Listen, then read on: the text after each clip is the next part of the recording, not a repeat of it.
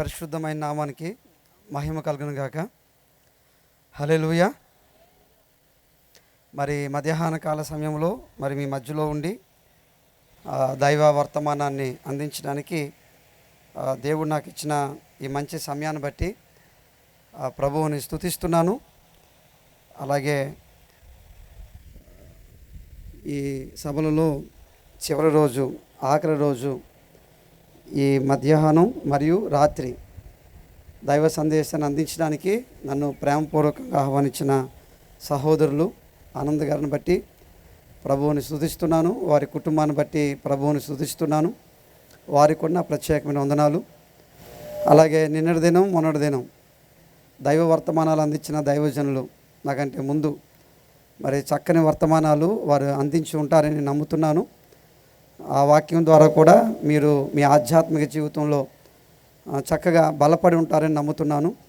వారికి అలాగే నాతో పాటు దేవుని సేవలో ఉన్న దైవజనులు ఎవరైనా ఇక్కడ ఉంటే వారికి, వచ్చిన మీకందరికీ ప్రభువైన యేసుక్రీస్తు నామములో నా ప్రత్యేకమైన వందనాలు. సమయం మరి ఇంచుమించు 12:30 అయింది. భోజనాలు ఎన్ని గంటలకు? మనకి 1 గంటలకు భోజనాలా, 3 గంటలకు భోజనాలా? భోజనాలు పెట్టేవాళ్ళని అడగాల, భోజనాలు తినేవాళ్ళని అడగాల? ఏమో చెప్పండి. తినేవాళ్ళనా పెట్టేవాళ్ళనా? పెట్టేవాళ్ళని అడగడానికి కుదరదు, ఎందుకంటే తినేవాళ్ళది ఇష్టం. అది పెట్టేవాళ్ళు 4 అంటారు, 5 అంటారు. ఒప్పుకుంటారా మీరు? మీరు ఒప్పుకోరు. తినేవాళ్ళని అడగాలి, అందుకే మిమ్మల్ని అడుగుతున్నాను. సరే, ఏదేమైనప్పటికీ మీతో కలిసి నేను కూడా భోజనం చేయాలి కాబట్టి, నేను కూడా మీలో ఒకనే కాబట్టి, మీ బాధని ఎరిగిన వాడిని కాబట్టి మనం అందరం త్వరగానే భోజనానికి వెళ్దాం. ఈ మంచి సమయాన్ని ప్రభు మనకి ఇచ్చినందుకు మరొకసారి అందరం చప్పట్లు కొడుతూ దేవుని నామాన్ని స్తుతిద్దాం. 2 చేతులు ఉన్న వాళ్ళే చప్పట్లు కొట్టండి. 2 చేతులు ఉన్న వాళ్ళే, ఒక చేయి ఉన్న వాళ్ళు ఎవరు కొట్టొద్దు. 2 చేతులు మాకున్నాయి, బలంగానే ఉన్నాయి అన్న వాళ్ళు కొంచెం గట్టి కొట్టండి. 2 చేతులు గట్టిగానే. ముసలోళ్ళు కొడుతున్నారని గట్టిగానే, యవనస్తులు కొడతలేదు. Very good. 2 చేతులు మీకు గట్టిగానే ఉన్నాయి. ప్రభు కొరకు చప్పట్లు కొట్టడానికి ఉపయోగించండి. ఇంటికి వెళ్ళిన తర్వాత ఇంకెవరి కొరకు ఉపయోగించకండి. దేవునికి స్తోత్రం. హల్లెలూయా. ప్రకటన గ్రంథం 2వ అధ్యాయం. ప్రకటన గ్రంథము 2వ అధ్యాయము.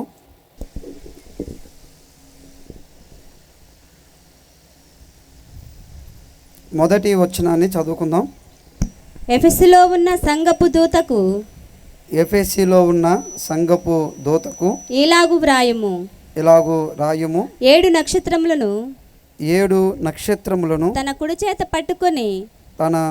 చేత పట్టుకొని 7 దీపస్తంభముల మధ్య సంచరించువాడు చెప్పు సంగతులేమనగా, 7 దీపస్తంభముల మధ్య సంచరించువాడు చెప్పు సంగతులు ఏమనగా, నీ క్రియలను, నీ కష్టమును, నీ సహనమును నేను ఎరుగుదును. నీవు దుష్టులను సహింపలేవనియు. చాలు. మొదటి మాట మళ్ళీ ఒకసారి చదువుతున్నాను. మొదటి వచనం చదువుతున్నాను. బైబిల్ ఉన్న వాళ్ళు చూడండి. ఎఫెసీలో ఉన్న సంఘపు దూతకు ఇలాగూ రాయుము, 7 నక్షత్రములు తన కుడి చేత పట్టుకొని 7 దీపస్తంభముల మధ్య సంచరించువాడు చెప్పు సంగతులేమనగా. ఈరోజు ఈ ఉదయం ఈ వాక్య భాగంలో నుంచే మనం దేవుని సందేశాన్ని వింటాం. అలాగే ఈ రాత్రి కూడా ఈ వాక్య భాగంలో నుంచే దేవుని సందేశాన్ని వింటాం. ఈ 2 సందేశాలు ప్రకటన గ్రంథంలో నుంచే ప్రభు మనకు అనుగ్రహించునుగాక. ఆమేన్. మరి సహోదరుడు ఎక్కడ వినని, ఎక్కడ పెట్టని, ఎక్కడ కనపడని పేరు మందిరానికి పెట్టాడు, పరిచర్యకి పెట్టాడు. ఏం పేరు? అందరూ పలుకుతారా అంటే కొంతమంది పలకరేమో నాకు తెలిసి. కొన్నిసార్లు పిల్లలకి పేర్లు పెట్టినప్పుడు ఆ పెద్దవాళ్ళకి, ముసలి వాళ్ళకి నోట్లో రాదు ఆ పేరు. ఎక్కడ తెచ్చావమ్మా ఈ పేరు అంటారు. అలాగా ఆనందం ఎక్కడ తెచ్చాడో మరి ఈ పేరు. కానీ అది గ్రీకు పదం, అది తెలుగు పదం కాదు, అది గ్రీకు పదం, గ్రీక్ లాంగ్వేజ్. అది ఆ గ్రీక్ లాంగ్వేజ్లో ఉన్న అపోకలిప్సిస్ అనే పదం గ్రీక్ పదం. అది దానికి ఇంగ్లీష్లో రెవల్యూషన్ అని అర్థం, రెవల్యూషన్ అని అర్థం. తెలుగులో ప్రత్యక్షత అని అర్థం. ఒక మాట చెప్పాలంటే ప్రకటన గ్రంథము అనే పేరుతో ఏ గ్రంథం అయితే పిలువబడుతుందో అదే పేరుతో మీ సంఘం ఉంది. దేవునికి స్తోత్రం కలను గాక. హల్లెలూయా. అంటే మీ సంఘం పేరు ఎక్కడ ఉంది చెప్పండి? బైబిల్లో మీ సంఘం పేరు ఎక్కడ ఉంది? ఒక పుస్తకాన్ని అంతటికి ఉంది మీ పేరు. ఒక పుస్తకానికి మొత్తానికి సంబంధించి ఉంది కనుక రెవల్యూషన్, ప్రత్యక్షత, ప్రకటన అంటే దాని అర్థం ఏంటంటే ముసుగు తొలగించుట. ముసుగు తొలగించుట అంటే మనం చూడడానికి ఏదైతే ప్రయత్నం చేస్తామో అది స్పష్టంగా కనబడడం, అది స్పష్టంగా చూడడం, దాన్నే ప్రత్యక్షత అంటారు. ముసుగు తొలగించడం. చాలా చక్కని అర్థంతో కూడిన పేరు మీ పరిచర్యకు ఉంది. దేవునికి స్తోత్రం. మరి ఆ ప్రత్యక్షత ప్రభు అయిన యేసుక్రీస్తు యొక్క రాకడలో ఆయన ముఖం అందరూ చూడబోతున్నారు, ఆయన ముఖాన్ని అందరూ చూడబోతున్నారు అనేది ఈ ప్రకటన గ్రంథం యొక్క సారాంశం. ఇది ఈ ఈ 2వ అధ్యాయం 1వ వచనంలోని ఏ ప్రభు అయితే తన ముఖమును ఈ లోకమంతటికి తాను ప్రత్యక్షతను కనపరుచుకోబోతున్నాడో, ఏ ప్రభు అయితే తన యొక్క దర్శనమును ముసుగు లేకుండా లోకమంతటికి వెల్లడి చేసుకోబోతున్నాడో ఆ ప్రభు గురించి ఈ యొక్క మధ్యాహ్న కాల సమయంలో కొన్ని విషయాలు మనం ధ్యానం చేద్దాం. ఇక్కడ రాసుంది ప్రకటన గ్రంథంలో 2వ అధ్యాయంలోని 7 నక్షత్రములు తన కుడి చేత పట్టుకొని 7 దీపస్తంభముల మధ్య సంచరించువాడు. ఈ 7 దీపస్తంభములు 7 నక్షత్రములు ఏమిటి అని ఆలోచన చేసినప్పుడు ప్రకటన గ్రంథం 1వ అధ్యాయము 19-20 వచనాల్లోని ఈ 7 నక్షత్రములు, ఈ 7 దీపస్తంభములు గురించి రాసుంది. కాగా నీవు చూసిన వాటిని, ఉన్న వాటిని, వీటి వెంట కలగబోవు వాటిని, అనగా నా కుడి చేతిలో నీవు చూసిన 7 నక్షత్రములను గురించిన మర్మమును, ఆ 7 సువర్ణ దీపముల సంగతియు రాయము. ఆ 7 నక్షత్రములు 7 సంఘములకు దూతలు, ఆ 7 దీపస్తంభములు 7 సంఘములు. కనుక ఆ పై వచనంలో రాసుంది 7 నక్షత్రములు అంటే ఎవరు? 7 సంఘపు దూతలు. దూతలంటే 2 రెక్కలు ఉండి గాల్లో ఎగిరే ఆ దూతలు కాదు, సంఘం యొక్క పెద్దలు, సంఘ కాపరులు అని చెప్పుకోవచ్చు. అలాగే 7 దీపస్తంభములు అనగా ఎవరంట? 7 సంఘములు అని రాసుంది. అనగా ఇప్పుడు యేసుక్రీస్తు ఎక్కడ సంచరిస్తున్నాడు? ప్రభువైన యేసుక్రీస్తు ఎక్కడ కనపడుతున్నాడు మనకి? 7 సంఘముల మధ్య సంచరించువాడు, 7 దీపస్తంభముల మధ్య సంచరించువాడు. కనుక ప్రభువైన యేసుక్రీస్తు ఇప్పుడు ఎక్కడ సంచరిస్తున్నాడు? రామయ్యపట్నం బీచ్లోనా? రామయ్యపట్నము దీపస్తంభం ఉంది కదా, అక్కడ లైట్ హౌస్ ఉంది కదా, అక్కడ కాదు. ఇప్పుడు ప్రభు అయిన యేసుక్రీస్తు ఎక్కడ సంచరిస్తున్నాడంట? ఆయన సంఘముల మధ్యలో సంచరిస్తున్నాడు, సంఘములో సంచరిస్తున్నాడు. కనుక ప్రభు అయిన యేసుక్రీస్తు సంఘముల మధ్యలో సంచరిస్తున్నవాడుగా ఇప్పుడు మనకు కనబడుతుంది. అయితే ఒక మాట మిమ్మల్ని అడగనియండి, సంఘముల మధ్యలో సంచరిస్తున్న ప్రభువుని సంఘము చూడగలుగుతుందా?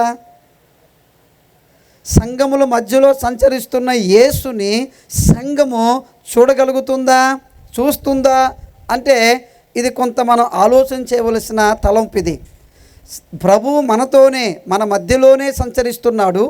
కానీ మన మధ్యలో సంచరిస్తున్న ఆ ప్రభువుని చూసే విషయంలో ఆ ప్రభువుని గుర్తించే విషయంలో, ఆ ప్రభువుని, మన మధ్యలో ఉన్న ప్రభువుని అర్థం చేసుకునే విషయంలో ఈరోజు సంఘము లేదా సంఘములో ఉన్న ప్రభువునందున్న మనము కొంత విఫలమవుతున్నామేమో అనిపిస్తుంది, కొంత వెనకబడి ఉన్నామేమో అనిపిస్తుంది. ఎందుకంటే ఎక్కడెక్కడో ఉన్న వాళ్ళ గురించి బాగానే చెబుతాం, ఎక్కడెక్కడో ఉన్న వాళ్ళ గురించి బాగానే మాట్లాడతాం, ఎక్కడెక్కడో ఉన్న వాళ్ళ గురించి బాగానే వర్ణిస్తాం. కానీ మన మధ్యలో సంచరిస్తున్న, మనతో ఉంటున్న మన ప్రభు గురించి వివరించడానికి, వర్ణించడానికి, చెప్పడానికి, మాట్లాడడానికి ఈరోజు సంఘము లోపల విశ్వాసులమైన మన జీవితాలలో ఎన్ని విషయాలు ఉన్నాయో ప్రభు గురించి అంటే చెప్పలేని పరిస్థితి, ఆయన వర్ణించలేని పరిస్థితి, ఆయన గురించి వివరించలేని పరిస్థితి. మనతో ఉన్నవాడు గురించి ఎక్కువ మాట్లాడొచ్చా? మనకు దూరంగా ఉన్న వాళ్ళ గురించి ఎక్కువగా మాట్లాడతామా? మనతో ఉండి మనకు తెలిసిన వ్యక్తి గురించి ఎక్కువ మాట్లాడతామా? మనకి తెలియని ఒక వ్యక్తి గురించి ఎక్కువ మాట్లాడతామా? అంటే మనతో ఉన్న వ్యక్తి గురించి, మనకు తెలిసిన వ్యక్తి గురించి ఎక్కువగా మాట్లాడతాం. అందుకే ఈ ప్రకటన గ్రంథంలోని దేవుడు, ప్రభువు యేసుక్రీస్తు తాను ఏంటో ఆ ప్రత్యక్షతని దైవజనుడైన యోహానికి ఇచ్చాడు.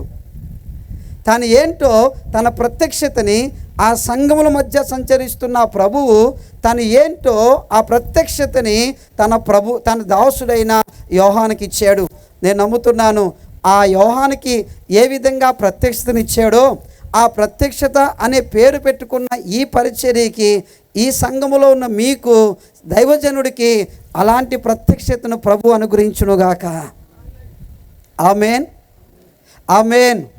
కనుక దైవజనుడికి తన యొక్క ఇచ్చిన ప్రత్యక్షత ఎలాగుందో చూడండి. 1వ అధ్యాయంలోని సంఘముల మధ్య సంచరిస్తున్న ప్రభువు తన దాసుడైన యోహానుకి తాను ఇచ్చిన ప్రత్యక్షతలో ఏ విధంగా రాయబడి ఉంది. 13వ వచనం మనం చదువుకుంటే ఆ 13వ వచనములోని ఇలా రాయబడి ఉంది. తిరుగగా, అంటే 12వ వచనం కానీ చదవాలి. ఇది వినగా నాతో మాట్లాడుచున్న స్వరమేమిటో అని చూడ తిరుగుగా 7 సువర్ణ దీపస్తంభములను, 7 ఆ దీపస్తంభముల మధ్యను మనుష్య కుమారుని పోలిన ఒకరిని చూసి తిని. మనుష్య కుమారుని పోలిన ఒకరిని చూసి తిని. ఎవరు ఈ మనుష్య కుమారుడు అంటే ప్రభు అయిన యేసుక్రీస్తుని ఆయన చూస్తున్నాడు. దేవుడు తన ప్రత్యక్షతని తన దాసుడికి ఇచ్చాడు. ఏ విధంగా ఇచ్చాడు ప్రత్యక్షతని? ముసుగు లేని ముఖంతో, అంటే మరుగు కాకుండా, మరుగు చేయబడకుండా. పాత నిబంధనలో కూడా ఒక దైవజనుడికి దేవుడు తన ప్రత్యక్షతనిచ్చాడు. మోషే అనే దైవజనుడికి ప్రత్యక్షతనిచ్చాడు. కానీ ఆ ప్రత్యక్షతలో దేవుడు తనని పూర్తిగా కనపరుచుకోలేదు. తన యొక్క వెనక భాగం మాత్రమే కనపరుచుకున్నాడు. తన యొక్క ముందు భాగము ఆ దేవుడు ఆనాడు తన సేవకునికి కనపరుచుకోలేదు. కానీ ఇది కడవరి దినాలు కాబట్టి, చివరి గడియలు కాబట్టి దేవుడు తన యొక్క ప్రత్యక్షతని సంపూర్ణంగా తన సంఘమునకు, తన దాసులకి ఆయన ఇచ్చే దేవుడుగా ఉంటున్నాడు. దేవునికి స్తోత్రం కలుగునుగాక. హల్లెలూయా. చప్పట్లు కూడా దేవుని స్తుతిద్దాం ఒకసారి అందరం. ఎందుకంటే ఆనాడు మోషేకి లేని ఆ భాగ్యం, మోషేకి లేని ఆ ధన్యత ఈరోజు మనకి దేవుడు, మన సంఘాలకి దేవుడు అనుగ్రహిస్తూ ఉన్నాడు. దేవునికి మహిమ కలుగునుగాక. హల్లెలూయా. అయితే ఆ ప్రత్యక్షతని ఇస్తూ ఆ మనుష్య కుమారుణ్ణి ఒకరిని చూశాడు. ఆ వచనాల్లో ఏమని రాస్తుంటుందంటే, ఆయన పాదములు ఎలాగున్నాయో చెబుతాడు, ఆయన తల వెంట్రుకలు ఎలాగున్నాయో చెబుతాడు, ఆయన యొక్క నడుము ఇదేంతో కట్టబడిందో చెబుతాడు, ఆయన చేతిలో ఏమున్నాయో చెబుతాడు, ఆయన నోటి నుండి ఏమొస్తుందో చెబుతాడు, ఆయన పాదములు ఎలాగున్నాయో చెబుతాడు. ప్రభువైన యేసుక్రీస్తుని యోహాను చూస్తున్నాడు ప్రత్యక్షతలో. ఆ ప్రత్యక్షతలో ప్రభువైన యేసుక్రీస్తు తన యొక్క ముఖం ఎలాగుందో కనపరుస్తున్నాడు, తన తల వెంట్రుకలు ఎలాగున్నాయో కనపరుస్తున్నాడు, తన యొక్క చేతుల్లో ఏముందో చూపిస్తున్నాడు, తన యొక్క నోటి ద్వారా ఏం బయలుపరచబడుతుందో చూపిస్తున్నాడు, తన పాదాలు ఎలాగున్నాయో చూపిస్తున్నాడు, తన నడుమునికి ఏం కట్టుకున్నాడో చూపిస్తున్నాడు. ఆ చివరి వచనంలోని ఆ ప్రత్యక్షతలో ప్రభువైన యేసుక్రీస్తుని చూస్తున్న దైవజనుడు అపోస్తులుడైన యోహాను ఆ 16వ వచనంలోని ఈ మాట ఇలా రాశాడు. ఆయన తన కుడి చేత 7 నక్షత్రములు పట్టుకొని ఉండెను. ఆయన నోట నుండి 2 అంచులు గల వాడి అయిన ఖడ్గం ఒకటి బయలు వెడలుచుండెను. ఆయన ముఖము మహా తేజస్సుతో ప్రకాశించుచున్న సూర్యుని వలె ఉండెను. ఆయన ముఖము మహా తేజస్సుతో ప్రకాశించుచున్న సూర్యుని వలె ఉండెను. His face was like the sun shining in full strength. His face, ఆయన ముఖము was like the sun shining the full strength. అంటే సూర్యుడు తనకున్న వేడిమి అంతటితోని తన కిరణాలను వెదజల్లినప్పుడు, తన కిరణాలను ప్రకాశించినప్పుడు ఎలాగుంటాడో అలాగా ప్రభువైన యేసుక్రీస్తు యోహానుకి కనపడుతూ ఉన్నాడు.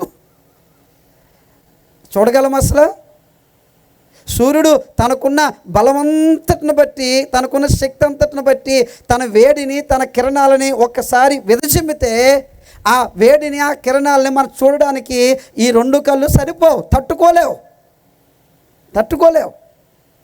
ఈ 2 కళ్ళు పాడైపోతాయి, ఈ 2 కళ్ళు బుగ్గైపోతాయి. కానీ ఆ కోటి సూర్య తేజస్సు కంటే తేజస్సు కలిగిన ఆ దేవుడు, ఆ ప్రభువు తన యొక్క ప్రత్యక్షతను, ఆ తేజస్సు కలిగిన తన ముఖమును, ఆ తేజస్సు కలిగిన తనని తన సేవకుడైన, తన దాసుడైన యోహానికి కనపరుచుకుంటున్నాడు. ఒక మాట ఇలా చెప్పనియండి, ఎందుకు యేసుక్రీస్తు తన సేవకుడికి లేదా తన సంఘానికి తన యొక్క కాంతిని, తన యొక్క తేజస్సును, తన యొక్క ప్రభావాన్ని, తన మహిమను కనపరుచుకుంటున్నాడు? దేనికి కనపరుచుకుంటున్నాడు? నేను ఎలాగున్నానో చూడు అని చెప్పడానికి మాత్రమేనా? అని వారికి తెలియపరచడానికి మాత్రమేనా అంటే కాదు. యోహాను, నువ్వు నా దగ్గర నన్ను ఏం చూస్తున్నావో, నాలో ఏం చూస్తున్నావో నువ్వు వాటిని రాసి నేను ఎలాగున్నానో, నేను నీకు ఎలా కనపడ్డానో, నేను ఎలాంటి ప్రభావం కలిగిన వాడిగా ఉన్నానో, ఎలాంటి మహిమ కలిగిన వాడిగా ఉన్నానో, ఎలాంటి కాంతినిచ్చేవాడిగా ఉన్నానో, ఎలాంటి కీర్తి కలిగి ఉన్నానో, ఎలాంటి శక్తి కలిగి ఉన్నానో నువ్వు రాసిన దానిని 7 సంఘాలకి పంపించు. ఆ సంఘాలలో ఉన్న ప్రతి ఒక్కరూ నేను ఎలాంటి మహిమతో ఉన్నానో, ఎలాంటి ప్రభావంతో ఉన్నానో, ఎలాంటి తేజస్సుతో ఉన్నానో వారు కూడా తెలుసుకోవాలి. నేను ఎలాగున్నానో నీకు చూపిస్తున్నాను, నువ్వు వాటిని రాసి సంఘాలకు పంపించు. వాళ్ళు కూడా నేను ఎలాగున్నానో వాళ్ళు తెలుసుకుంటారు. వాళ్ళు కూడా నేను ఎలాగున్నానో వారున్న స్థలాలలో, వారున్న ప్రాంతాలలో, వారున్న ప్రదేశాలలో, వారున్న పట్టణాలలో నేను ఎలాగున్నానో నా గురించి వాళ్ళు కూడా తెలియపరచాలి. నా గురించి వాళ్ళు కూడా మాట్లాడాలి. నా గురించి వాళ్ళు కూడా వెల్లడి చేయాలి. అనగా ఈరోజు మధ్యాహ్నం నేను అందించబోయే సందేశం యొక్క టైటిల్ ఏంటంటే, ఈరోజు మధ్యాహ్నం నేను అందించబోయే సందేశం యొక్క మూలం ఏంటంటే, దేవుని కీర్తిని ప్రసిద్ధి చేసే జీవితం, దేవుని మహిమను ప్రసిద్ధి చేసే జీవితం, దేవుని ప్రభావమును ప్రసిద్ధి చేసే జీవితం. ఒక మాట చెప్పనియండి, దేవుడు ఎలాగున్నాడో యోహాను చూస్తున్నాడు. ఆయన ముఖము ఎంత తేజస్సు కలిగిందో, ఎంత ప్రభావం కలిగిందో, సంఘముల మధ్యలో ఉన్న యేసు ఎలాంటి వాడో యోహాను చూస్తున్నాడు. చూస్తున్న యోహాను దానిని అందరికీ తెలియపరచాలి, అందరికీ వెల్లడి చేయాలి. సంఘం మధ్యలో ఉన్న క్రీస్తు ఎంత ప్రభావం కలిగిన వాడో, ఎంత కీర్తి కలిగిన వాడో, ఎంత మహిమ కలిగిన వాడో, ఆ మహిమను, ఆ కీర్తిని సంఘములో ఉన్న మనమే ప్రసిద్ధి చేయాలి, మనమే వెల్లడి చేయాలి, మనమే దాన్ని విస్తరింప చేయాలి. ఒక మాటలో చెప్పనియండి, ఉదాహరణకి ఇక్కడ ఒక మల్లెపూల చెట్లుని అనుకోండి. ఆ మల్లెపూల చెట్టులో నుంచి సహజంగానే ఏం వాసన వస్తుంది? మల్లెపూల వాసన వస్తుంది. ఇప్పుడు ఆ మల్లెపూల చెట్టులో నుంచి వచ్చే మల్లెపూల వాసన ఎంత దూరం వెళ్తుంది? ఆ వాసన ఎంత దూరం వెళ్తుంది అమ్మా? ఎంత దూరం వెళ్తుంది చెప్పండి అమ్మా? కొంచెం దూరం వెళ్తుంది. ఎలా చెప్పారు కొంచెం దూరం అని? చూసారు కాబట్టి.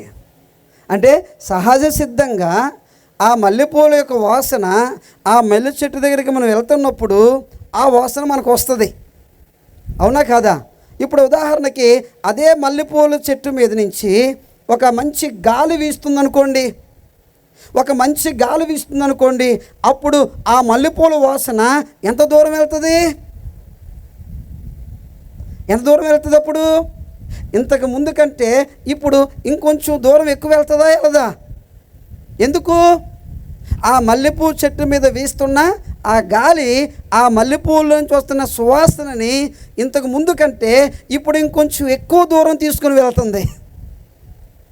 ఆ మల్లెపూ చెట్టు దగ్గరికి వస్తున్న గాలి దాని వాసనని, తన సువాసనని, తన పరిమళ వాసనని, ఆ చెట్టు దగ్గర ఉన్న ఆ వాసనని అక్కడికే పరిమితం చేయకుండా అది అలాగ తీసుకుని వెళ్తుంది. ఆ దారిలోంచి మనం వెళ్తున్నప్పుడు ఆ గాలి తగిలినప్పుడు ఇక్కడ ఏవో మల్లె చెట్టు ఉన్నట్టుంది, మల్లెపూలు ఉన్నట్టున్నాయని ఒక్కసారిగా మనం అటువైపుకి అలా తిరుగుతాము. ఇది ఎంత నిజమో, ఇది ఎంత వాస్తవమో. అలాగే మన ప్రభు అయిన యేసుక్రీస్తులో మహిమ ఉంది, ఆయనలో ప్రభావం ఉంది, ఆయనలో తేజస్సు ఉంది, ఆయన కీర్తి, ఆయన గొప్పవాడు. అయితే ఆయన ఆ తేజస్సుని, ఆ మహిమను, ఆ ప్రభావమును దేవుడు ఏమంటాడంటే ఇప్పుడు మనము వీచే గాలి లాంటి వాళ్ళం. ఇప్పుడు మన ప్రభు యొక్క మహిమను, ఆ ప్రభావాన్ని ఏదైతే ప్రభు తన ప్రత్యక్షత ద్వారా తన మహిమను కనపరుచుకుంటున్నాడో, తన తేజస్సును కనపరుచుకుంటున్నాడో, తన ప్రభావాన్ని కనపరుచుకుంటున్నాడో, ఎక్కడ? సంఘములో కనపరుచుకుంటున్నాడో, ఈ సంఘము గాలిగా మారి ఈ సంఘము లోపల ప్రభు యొక్క మహిమను, ప్రభు యొక్క తేజస్సును, ప్రభు యొక్క ప్రభావాన్ని అలాగా మెల్లమెల్లగా రామయ్యపట్నం యొక్క వీధుల్లోనికి తీసుకొని వెళ్ళాలి. రామయ్యపట్నం యొక్క ఊరిలోనికి తీసుకొని వెళ్ళాలి. ఆల్రెడీ సంఘము లోపల ఆయన మహిమ కలిగిన వాడుగా ఉన్నాడు, సంఘము లోపల ప్రభావం కలిగిన వాడుగా ఉన్నాడు, సంఘము లోపల తేజస్సు కలిగిన వాడుగా ఉన్నాడు. విచిత్రమైన సంగతి ఏంటంటే, ప్రభువా నువ్వు ఎంత గొప్పవాడివైనా సంఘానికే పరిమితం చేస్తామయ్యా, మేము బయటికి మటుకు తీసుకొని పోమయ్యా. ఈరోజు ప్రభువుని కేవలం 4 గోడలకు మాత్రమే పరిమితం చేస్తున్నాం. ప్రభువుని కేవలము మన లోపల ఉన్న ఆ కొద్దిపాటి స్థలములోని కొద్ది మందికి మాత్రమే పరిమితం చేస్తున్నాము. కానీ ఆ ప్రభు 4 గోడలకు పరిమితం అయ్యేవాడు కాదు, ఒక చర్చిలో కొంత స్థలములో మాత్రమే పరిమితం అయ్యేవాడు కాదు. ఆయన అంతటా అందరిలో ఆయన విస్తరించాలని, అంతటా అందరిలో ఆయన వ్యాపించాలని, అంతటా అందరిలో ఆయన వెళ్ళాలని ఆయన కోరుకుంటున్నాడు. మరి రామయ్యపట్నంలోనికి ఈ ప్రకాశిస్తున్న, ఈ ప్రభావంతో ఉన్న, ఈ మహిమతో ఉన్న ఈ ప్రభువుని రామయ్యపట్నంలోనికి తీసుకువెళ్ళే సంఘ సభ్యులు ఎవరిక్కడ ఉన్నారా? మేము తీసుకెళ్తామండి. ఆ మహిమను, ఆయన మహిమను గురించి, ఆయన ప్రభావం గురించి మేము తీసుకెళ్తామండి. దేవుని మహిమకు, దేవుని కీర్తిని ప్రసిద్ధి చేస్తాం, దేవుని మహిమను ప్రసిద్ధి చేస్తాం. ఆయన మహిమను ప్రత్యేకత ఆల్రెడీ మహిమ ఉంది ఆయనకి, కానీ దాన్ని మనం ఏం చేయాలి? ఇప్పుడు ప్రసిద్ధి చేయాలి, విస్తరింపు చేయాలి. ప్రియమైన దేవుని బిడ్డలారా, ఈ మాట చెప్పనియండి. నిజంగా ఈరోజు క్రీస్తు సంఘము లోపల, సంఘముల మధ్యలో ఉండిపోతున్నాడు, అలాగే ఉంచేస్తున్నాము. కాదు, సంఘములో నుంచి ఆయన బయట తన ప్రభావాన్ని, తన మహిమను వెల్లడి చేసుకోవాలని కోరుకుంటున్నాడు ఆయన. మరి అలాంటి వారి కొరకే దేవుడు ఎదురు చూస్తున్నాడు సంఘములోని. ఈ యొక్క మధ్యాహ్నం నిజంగా నీ మనసు లోపల నేను దేవుని మహిమకు కీర్తి తీసుకొచ్చే వ్యక్తిగా ఉంటాను, నేను దేవుని ప్రభావమునకు ప్రసిద్ధి తీసుకొచ్చే వ్యక్తిగా ఉంటాను, దేవుని యొక్క తేజస్సుకి నేను ప్రసిద్ధి తీసుకొచ్చే వ్యక్తిగా ఉంటాను అని నిజంగా మనసు పూర్తిగా నువ్వుగాను కోరుకుంటే, నిజంగా ఆశపడితే, నిజంగా నీ లోపల తృష్ణ ఉంటే, అలా తృష్ణ ఉన్న నీ కొరకే ఈరోజు దేవుడు నీతో మాట్లాడుతున్నాడు. ఆయన నీ కొరకే దేవుడు తన ప్రత్యక్షతనిస్తున్నాడు. ఆనాడు యోహానుకి ఎలాగైతే తన ప్రత్యక్షత ద్వారా తన మహిమను గురించి చెప్పి దాన్ని అందరికీ తెలియపరచమన్నాడు, ప్రసిద్ధి చేయమన్నాడు, అలాగే ఇక్కడ కూర్చుంటున్న ప్రియ సహోదరి సహోదరుడా, దేవుని యొక్క వాక్యం చెబుతుంది ఆయన మహిమకు ప్రసిద్ధి కలుగు చేసే, ఆయన కీర్తికి ప్రసిద్ధి కలుగు చేసే, ఆయన ప్రభావమునకు ప్రసిద్ధి కలుగు చేసే వ్యక్తులుగా మనం మారినప్పుడు, వ్యక్తులుగా మనం తయారైనప్పుడు, వ్యక్తులుగా మన జీవితాన్ని కట్టుకున్నప్పుడు సంఘము తన యొక్క హద్దులు విశాలపరచబడతాయి. సంఘము యొక్క గోడలు కూల్చబడి మరి కొత్త గోడలు కట్టబడవలసి వస్తుంది. సంఘము చాలదిది, ఈ మందిరం చాలదిది, ఈ స్థలము చాలదిది. ఎందుకంటే ఈ యొక్క సంఘములోని దేవుని కీర్తిని ప్రసిద్ధి చేసే బిడ్డలు ఎక్కువ మంది ఉన్నారు, దేవుని ప్రభావమును ప్రసిద్ధి చేసే బిడ్డలు ఎక్కువగా ఉన్నారు. కనుక వారి మూలంగా సంఘం ఏమైపోతుందంటే దినదినము వృద్ధి చెందుతుంది, దినదినము అభివృద్ధి చెందుతుంది, దినదినము విస్తరిస్తుంది, దినదినము అది వ్యాప్తి చెందుతుంది. కానీ ఈరోజు సంఘం ఎలా ఉంది? 10 సంవత్సరాలు కట్టిన సంఘం ఎలా ఉంది? ఇప్పుడు అలాగే ఉంది. ఎందుకు వృద్ధి చెందలే? ఎందుకు విస్తరించలే? ఎందుకు వ్యాప్తి చెందలే? దేవుడు చేయట్లేదా? దేవుడు జరిగించట్లేదా? దేవుడు కాదు తప్పు ఇక్కడ. ఆ దేవుని కలిగిన మనమే మన సంఘాన్ని యొక్క విస్తరణకి, మన సంఘం యొక్క అభివృద్ధికి, మన సంఘం యొక్క ఎదుగుదలకి మనమే ఆటంకం. ఇక్కడ బయట వాళ్ళు కాదు మన సంఘం యొక్క ఎదుగుదలకు ఆటంకం, బయట వాళ్ళు కాదు మన సంఘం యొక్క అభివృద్ధికి ఆటంకం, సంఘం లోపల ఉన్న మనమే ఒక ఆటంకం.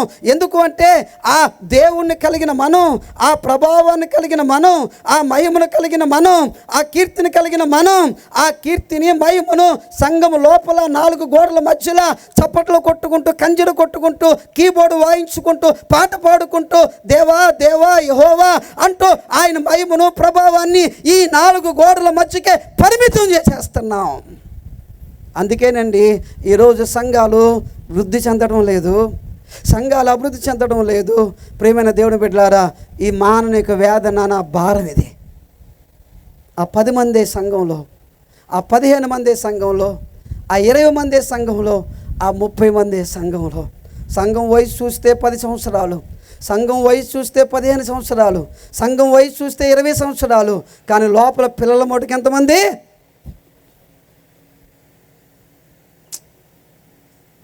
లోపల సంతాన ఉత్పత్తి జరగటం లేదు, లోపల సంతాన ఉత్పత్తి జరగడం లేదు.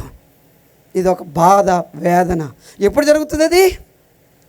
ఆయన యొక్క కీర్తికి ప్రసిద్ధి కలుగజేసినప్పుడే జరుగుతుంది, ఆయన మహిమకు ప్రసిద్ధి కలుగజేసినప్పుడు జరుగుతుంది. ప్రియమైన దేవుడి బిడ్డలారా, ఈ మధ్యాహ్న కాల సమయంలో ఈ మాటలు మనసులో ఉంచుకోండి. నిజంగా సంఘము లోపల దేవుని కీర్తిని ప్రసిద్ధి చేసేవాళ్ళు ఎలా ఉంటారు? ఎలా ఉంటే వీళ్ళు దేవుని మహిమను, దేవుని కీర్తిని ప్రసిద్ధి చేస్తున్నారు అని చెప్పగలం? ఏ లక్షణాలు వాళ్ళు కనపడితే ఆ లక్షణాలను బట్టి నిజంగా ఈ రామాయపట్నం సంఘములోని దేవుని కీర్తిని ప్రసిద్ధి చేసేవాళ్ళు వీళ్ళండి అని చెప్పగలం?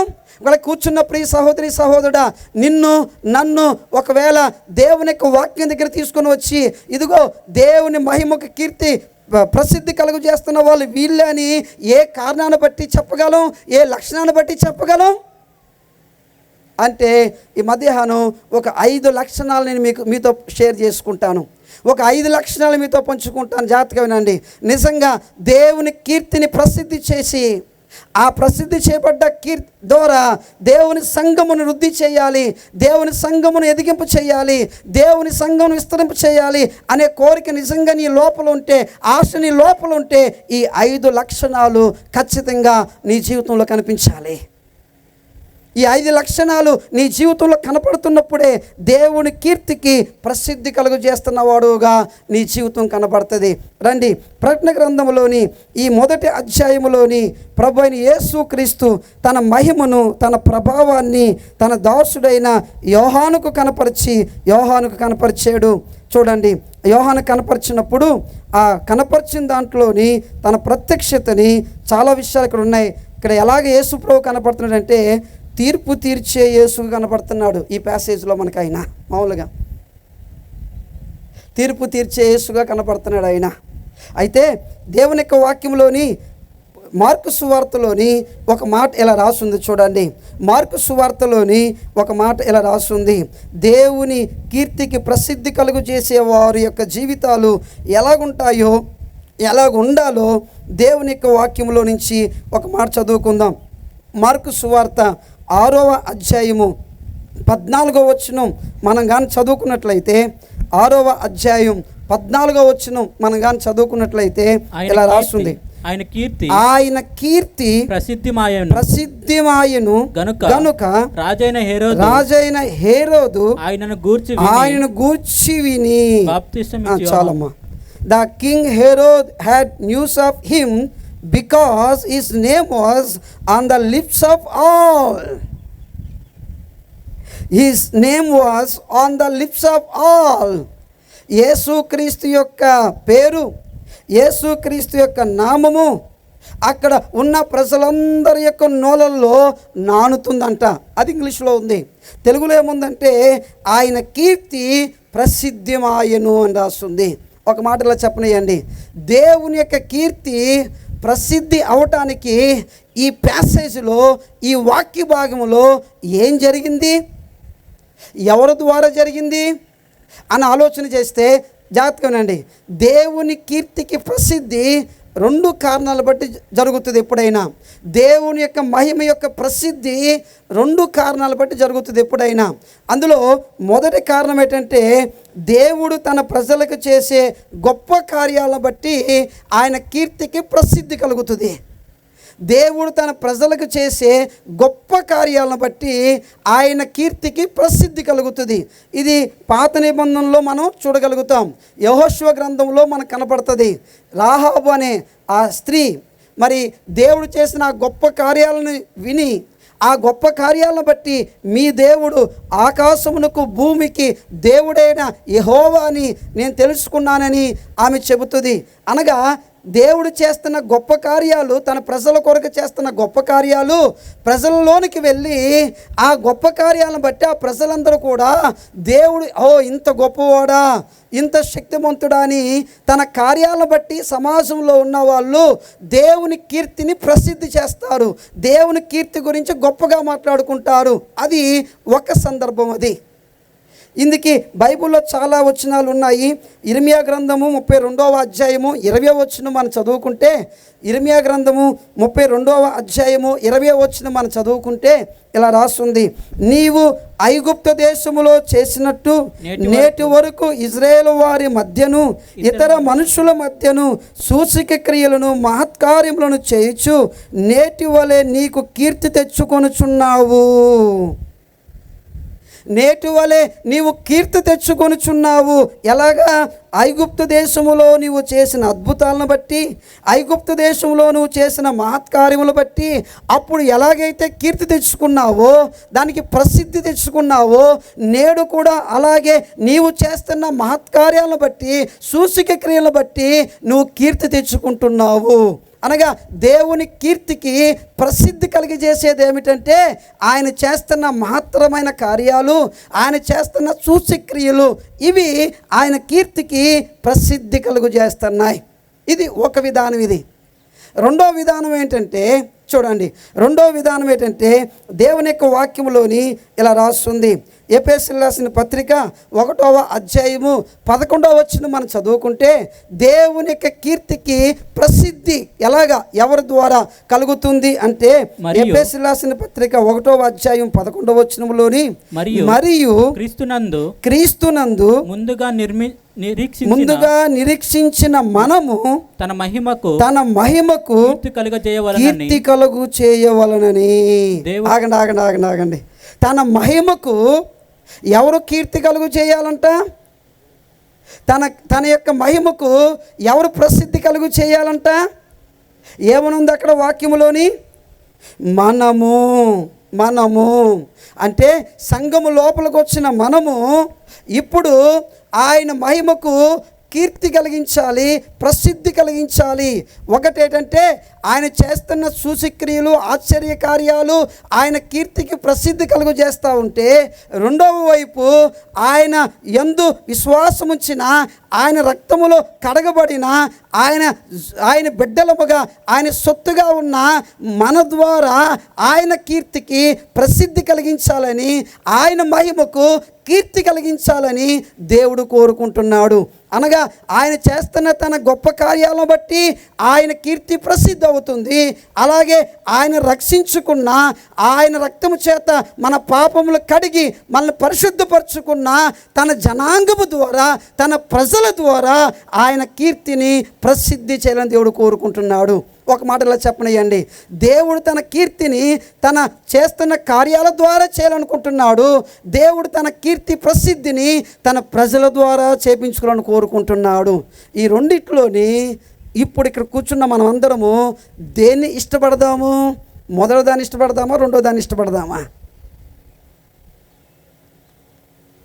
ఏమ్మా, మొదటి దాన్ని ఇష్టపడదామా, రెండో దాన్ని ఇష్టపడదామా? నాకైతే రెండోదే ఇష్టం. ఏంటది రెండోది? మనము ఆయన మహిమకు కీర్తి కలుగు చేయవాలని. మనము ఇప్పుడు మనమే, అందుకే ఆయన తన రక్తము చేత మనల్ని విమోచించాడు. అందుకే ఆయన కలువరి సిలువలో తన ప్రాణం పెట్టాడు. అందుకే ఆయన మనల్ని పిచ్చిగా ప్రేమిస్తున్నాడు. ఎందుకంటే ఆయన మహిమకు కీర్తి తేవాలని, మన ద్వారా తెచ్చుకోవాలని ఆయన కోరుకుంటున్నాడు.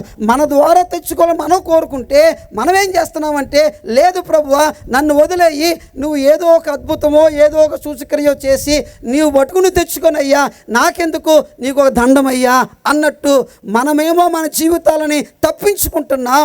దేవుడి ద్వారానేమో గొప్ప కార్యాలు, ఆశ్చర్య కార్యాలు చేయాలని దేవుడి మీదే తోసేస్తున్నాం. దేవుడు తన మహిమ కీర్తించుకోవడంలో ఆయనకే ఇంట్రెస్ట్ లేదండి, ఆయనకే ఇష్టం లేదండి. నేనేం చేస్తాను, నా వల్ల ఏమవుతుందని అనుకోవద్దు సుమా. దేవుడు నీ ద్వారా, నా ద్వారా తన యొక్క కీర్తికి ప్రసిద్ధి కలుగు చేస్తాలని కోరుకుంటున్నాడు. రండి, ఈ ప్యాసేజ్లోని మార్కు సువార్త ఈ యొక్క ప్యాసేజ్లోని ఇంత పెద్ద మాట, ఇంత మంచి మాట చెప్పారు కదా. ఏమని చెప్పాడు అక్కడ? ఆయన కీర్తికి ప్రసిద్ధి కలిగింది అని రాస్తుంది. ఎవరిని బట్టి జరిగింది అక్కడది? అది ఎవరిని బట్టి నెరవేరింది అక్కడది అంటే, ఆ పై వచనాల్లోని ఒక సంఘటన జరిగింది.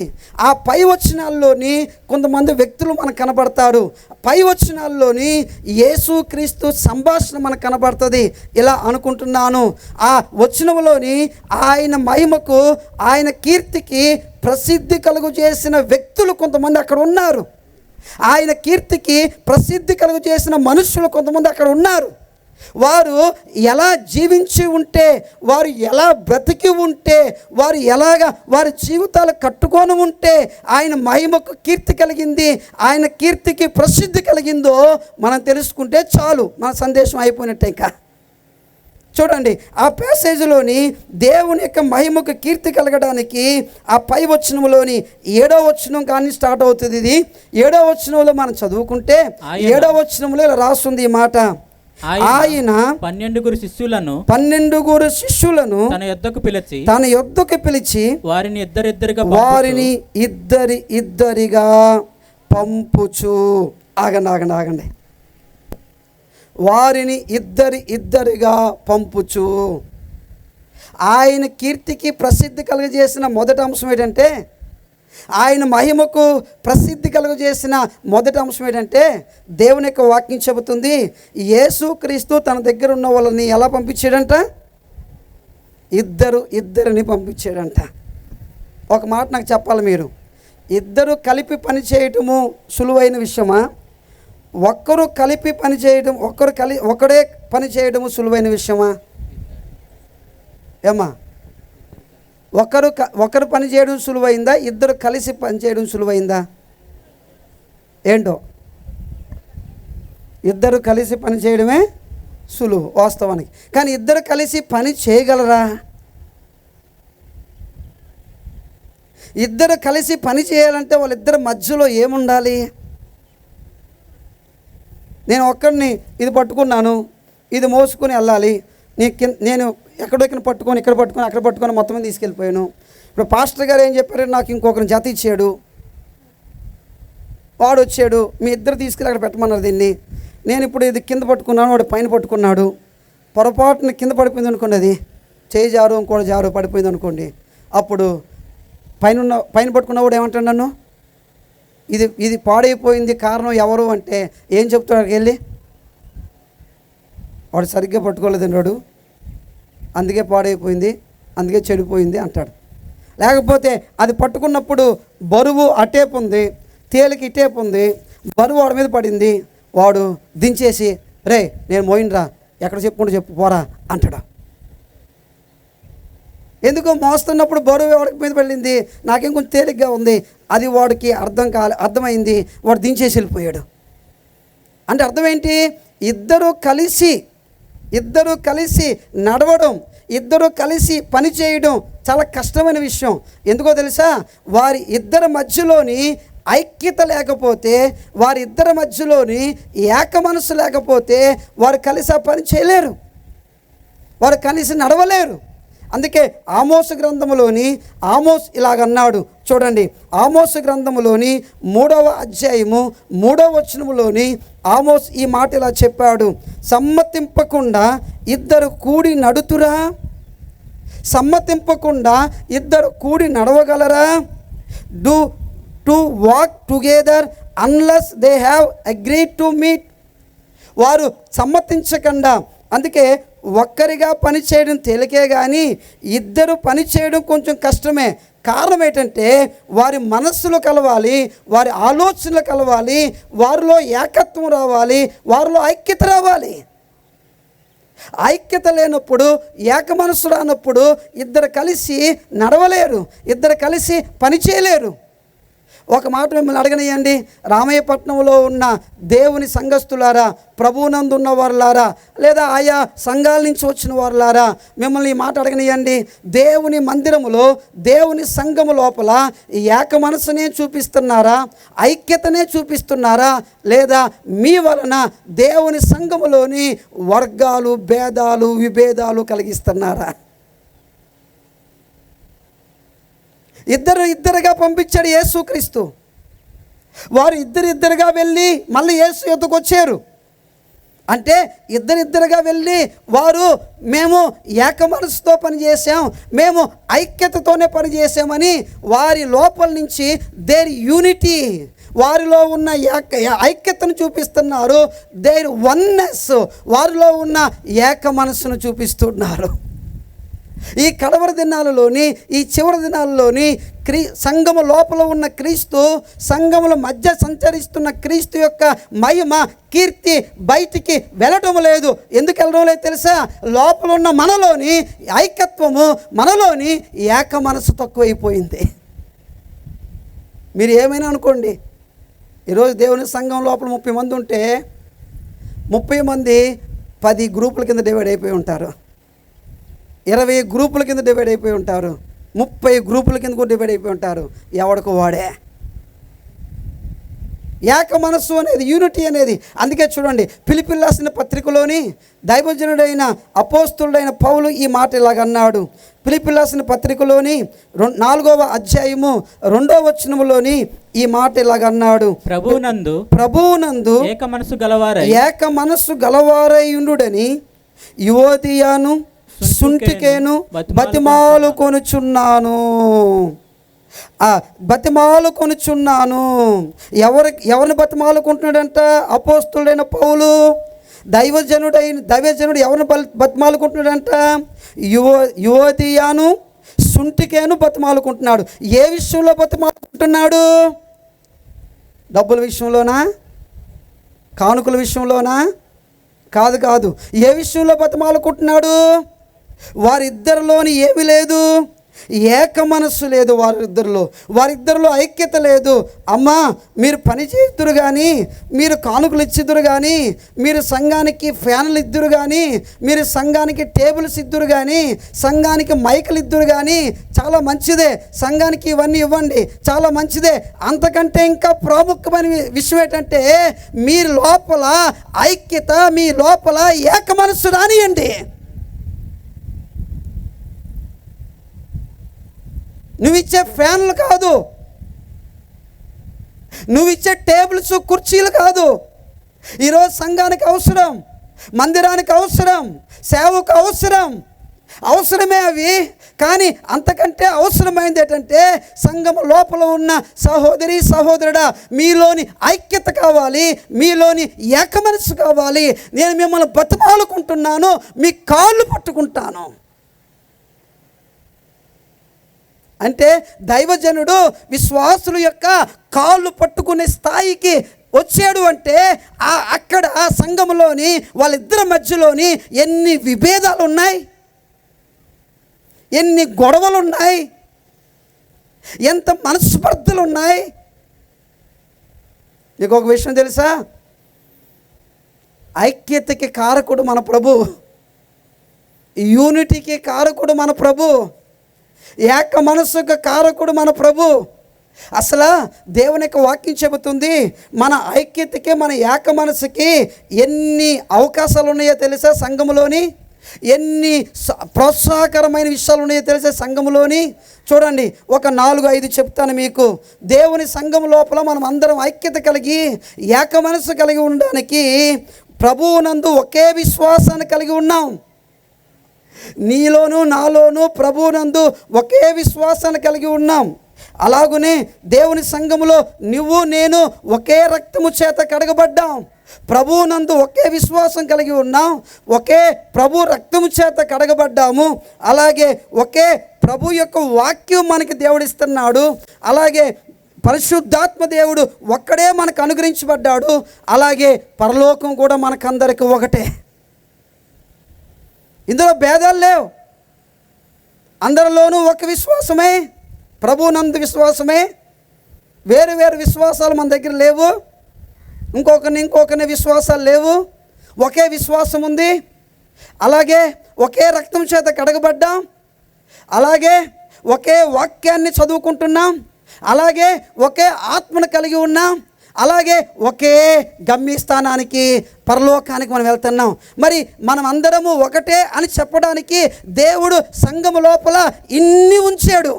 కానీ ఈరోజు దేవుడు సంఘము లోపల మనం అందరం ఒకటే ఐక్యత కలిగి ఉండండి, ఏక మనసు కలిగి ఉండండి అంటే మనము మన కాళ్ళతో ఐక్యత కలిగించే వీటిని తన్నేస్తున్నాం. అనైక్యతకి, వర్గీకరణకి, విభేదాలకి చోటు తీసుకొస్తున్నాం. మీకు ఒక విషయం తెలుసా? దేవునికి రాకడ సమీపంలోని, దేవునికి రాకడ గడియలలోని ఈ భూమి మీద ఏం జరగబోతుందంటే ప్రకటన గ్రంథంలోని 6వ అధ్యాయంలోని యోహాను చూస్తూ 7 ముద్రలు కనపడతాయి తనకి. ఆ 7 ముద్రలు కనపడుతున్నప్పుడు ఆ 7 ముద్రల్లోని ఒక మొదటి ముద్రని ప్రభు అయిన యేసుక్రీస్తు ఆ ముద్రని విప్పినప్పుడు ఆ ముద్ర విప్పబడగానే అక్కడ కనిపించిన ఒక సంఘటన రాస్తుంది. చదవమ్మా. ప్రకటన గ్రంథం 6వ అధ్యాయము మొదటి 2 వచనాల్లోని ఈ మాట ఇలా రాస్తుంది. ఆ గొర్రె పిల్ల ఆ 7 ముద్రలలో మొదటి దానిని విప్పినప్పుడు నేను చూడగా ఆ 4 జీవులలో ఒకటి రమ్ము అని ఉరుము వంటి స్వరంతో చెప్పుట వింటిని మరియు నేను చూడగా ఇదిగో ఒక తెల్లని గుర్రము, ఇదిగో ఒక తెల్లని గుర్రము కనబడెను. దాని మీద ఒకడు విల్లు పట్టుకొని కూర్చొని ఉండెను. అతనికి ఒక కిరీటం ఇవ్వబడెను. అతడు జయించుటకు బయలు వెళ్ళెను. మొదట ముద్ర, ఆ 7 ముద్రలో మొదటి ముద్ర విప్పినప్పుడు అంట, ఆ ముద్ర విప్పగానే తెల్లటి గుర్రం మీద కూర్చున్న ఒకడు నాకు కనిపించాడు. వాడి చేతిలో విల్లుంది, వాడి తల మీద కిరీటం ఉంది, వాడు జయించుచూ వెళుతున్నాడు అని రాస్తుంది. ఎవరైనా, ఎవరు ఇతను? ఈ తెల్ల గుర్రం మీద వెళుతున్న ఇతను ఎవరు అని ఆలోచన చేస్తే ప్రభువు కాదు సుమా. ఎవరు అంటే, ఆ తెల్లని గుర్రము దేనికి గుర్తు అంటే శాంతికి గుర్తు. ఆ తెల్లని గుర్రము దేనికి గుర్తు అంటే ఐక్యతకు గుర్తు. ఆ తెల్లని గుర్రము దేనికి గుర్తు అంటే ఏక మనస్సుకు గుర్తు. జాతకాన్ని మాట్లాడండి. యేసు ప్రభువు ఈ భూమి మీదకి వచ్చే ఆ గడియలు సమీపించినప్పుడు అపవాది దుష్టుడు తెల్లని గుర్రం మీద ఒక మనుష్యుడుగా ఈ భూమి మీదకి వచ్చి ఈ భూమి మీద ఉన్న దేవునికి వ్యతిరేకంగా ఉన్న వాళ్ళందరినీ ఒకటి చేస్తాడు. ప్రభు సంఘానికి వ్యతిరేకంగా ఉన్న వాళ్ళందరినీ ఒకటి చేస్తాడు. దేవుని వాక్యానికి వ్యతిరేకంగా ఉన్న వాళ్ళందరినీ ఒకటి చేస్తాడు. అనగా ఈరోజు కడవరి దినాల్లోని ఏం జరుగుతుందంటే సంఘము లోపల ఐక్యత తగ్గుతుంది, సమాజము లోపల దేవునికి వ్యతిరేకమైన పనులు చేసేవారి ఐక్యత పెరుగుతుంది. ఇదొక సూచన. లోపల ఉన్న వారి యొక్క ఏక మనసు తగ్గుతుంది, బయట ఉన్న వాళ్ళ యొక్క ఏక మనసు పెరుగుతుంది.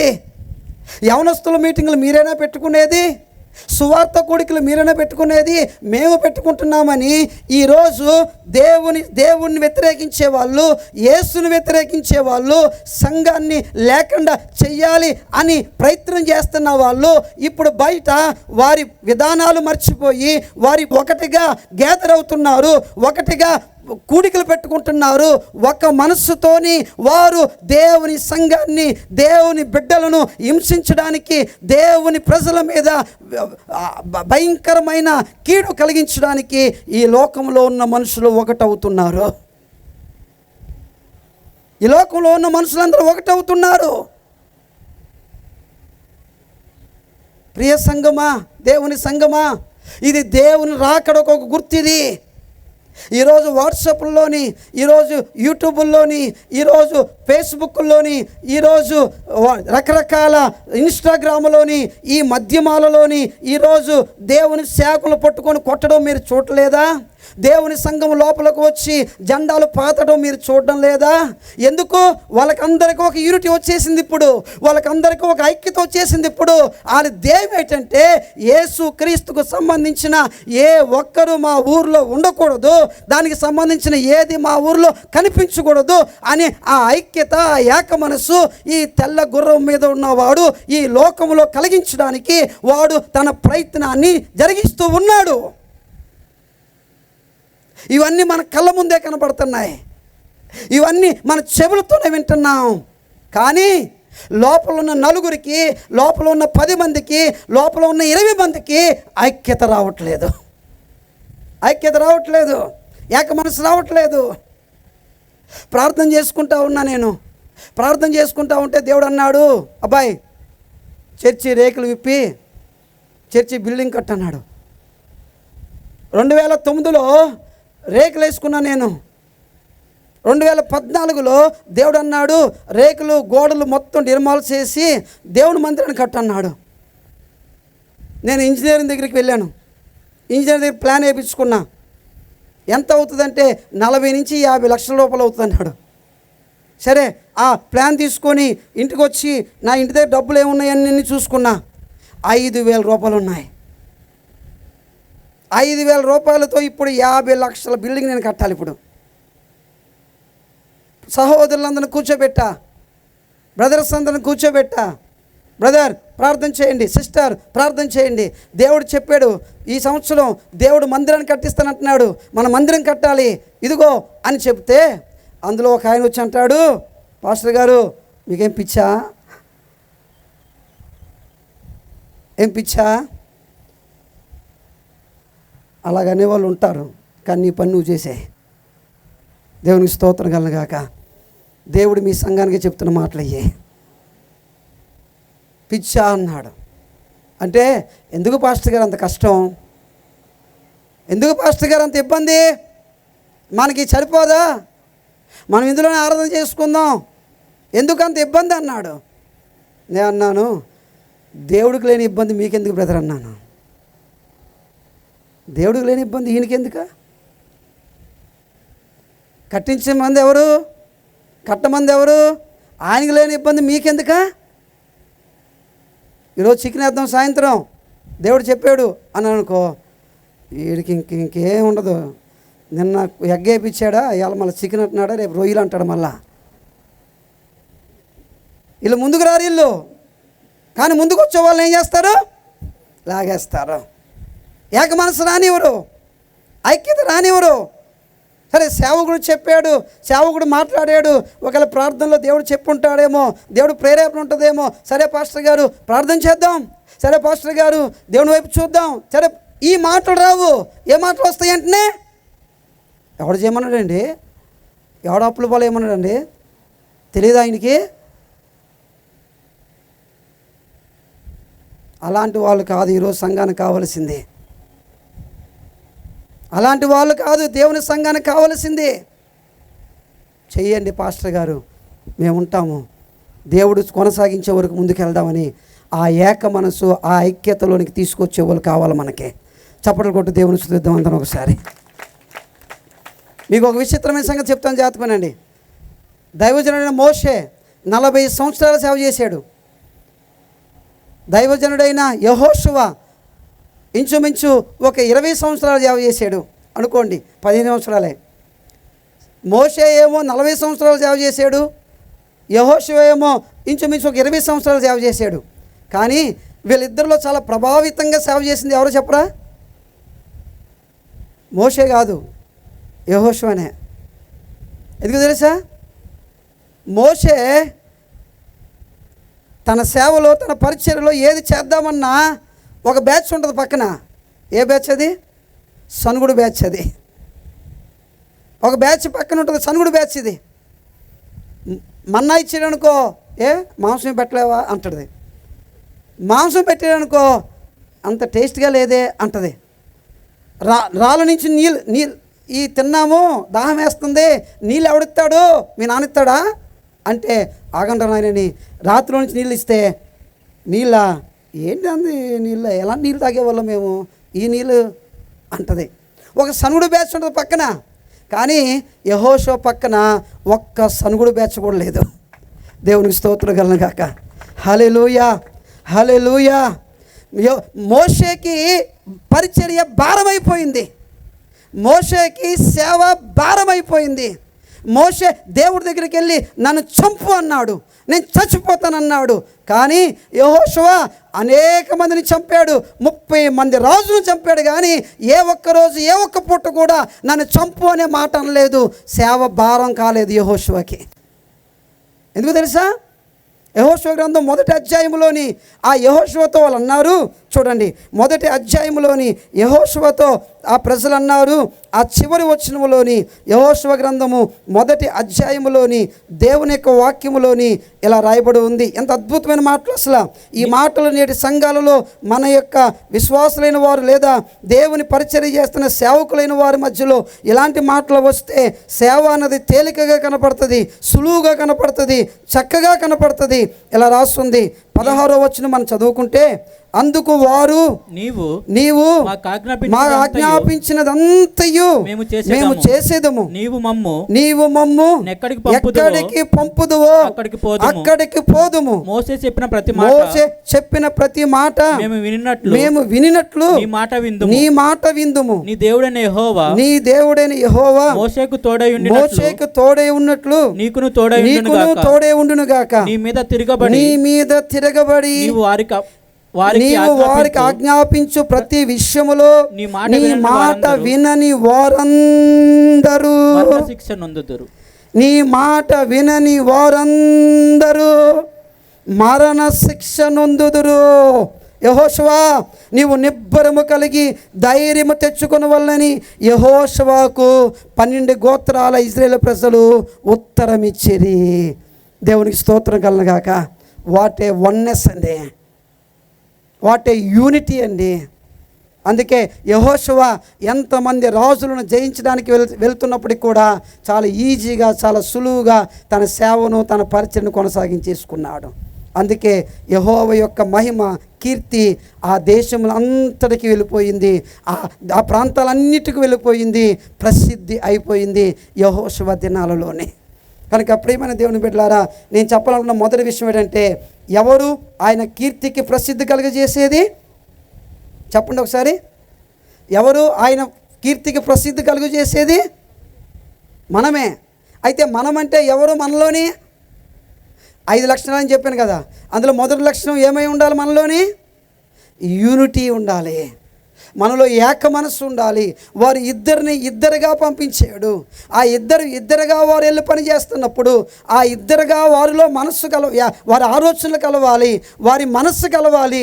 కలిస్తేనే వారు ఇద్దరుగా వెళ్ళి పని చేయగలరు. లేకపోతే ఇద్దరుగా పని చేయలేరు. వాళ్ళు ఒకరుగా వచ్చుండే వాళ్ళు తిరిగి వాళ్ళు, కానీ మళ్ళీ ఇద్దరుగానే తిరిగి వచ్చారు వాళ్ళు. దేవునికి స్తోత్రం కలనగాక. హల్లెలూయా.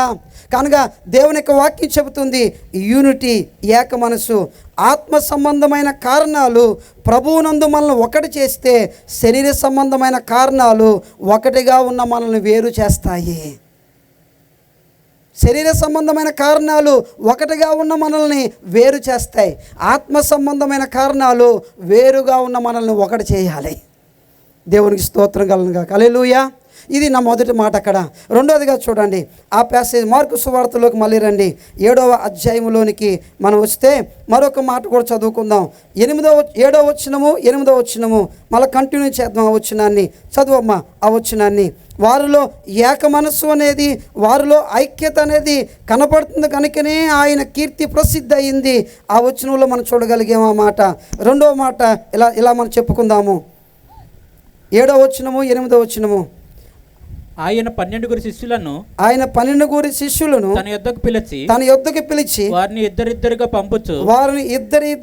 పంపుచు అపవిత్రాత్మల మీద, ఇది అండర్లైన్ చేసుకోండి, అపవిత్ర ఆత్మల మీద వారికి అధికారం ఇచ్చి అని ఉంది. అపవిత్ర ఆత్మల మీద వారికి అధికారం ఇచ్చి ప్రయాణము కొరకు చేతి కర్రను తప్ప రొట్టెనైనను జాలినైనను సంచిలో సొమ్మునైనను తీసుకొనక. ఇక్కడ దేవుని యొక్క వాక్యం ఏం రాస్తుందంటే, దేవుడు వారికి సొమ్ము ఇవ్వలేదంట. ఏమిచ్చాడంట? అధికారం ఇచ్చాడంట. జాతకమైన నా మాటలు, దేవుడు మనకేమిచ్చాడు? డబ్బు ఇస్తున్నాడా? అధికారాన్ని ఇస్తున్నాడా? దేవుడి దగ్గర మనము డబ్బుని ఎక్స్పెక్ట్ చేస్తున్నామా? దేవుడి దగ్గర మనము అధికారాన్ని ఎక్స్పెక్ట్ చేస్తున్నామా? దేవుడు తన ప్రజలకి అధికారం ఇచ్చాడు. ఇక నా రెండోదిగా ఏం కనబడుతుందంటే, మొదటి మాట దేర్ యూనిటీ కనబడుతుంది, రెండోదిగా దేర్ అథారిటీ కనబడుతుంది, వారు కలిగిన అధికారం కనబడుతుంది. జాతక నా మాటలు వినండి, అధికారము కలిగిన ప్రజలు వీళ్ళు, దేవుడి చేత అధికారం పొందుకున్న ప్రజలు వీళ్ళు, దేవుని యొక్క అధికారముతోని జీవిస్తున్న ప్రజలు వీళ్ళు, దేవుని యొక్క అధికారముతోని జీవిస్తున్న ప్రజలు వీళ్ళు. జాగ్రత్తగా వినండి, డబ్బు లేకపోయినా పర్లేదు, కానీ దేవుడిచ్చే అధికారంతో మనం బతకాలి. ఎందుకో తెలుసా? డబ్బు చేయలేని చాలా పనులు దేవుడిచ్చిన అధికారము జరిగించగలుగుతుంది. డబ్బు జరిగించలేని చాలా పనులని దేవుడిచ్చిన అధికారం జరిగించగలుగుతుంది. ఇలా చెప్పనియండి, దేవుడు వారికి ఇచ్చిన అధికారము చొప్పున ఆ అధికారంతో వాళ్ళు ఏం చేశారంట చూడండి.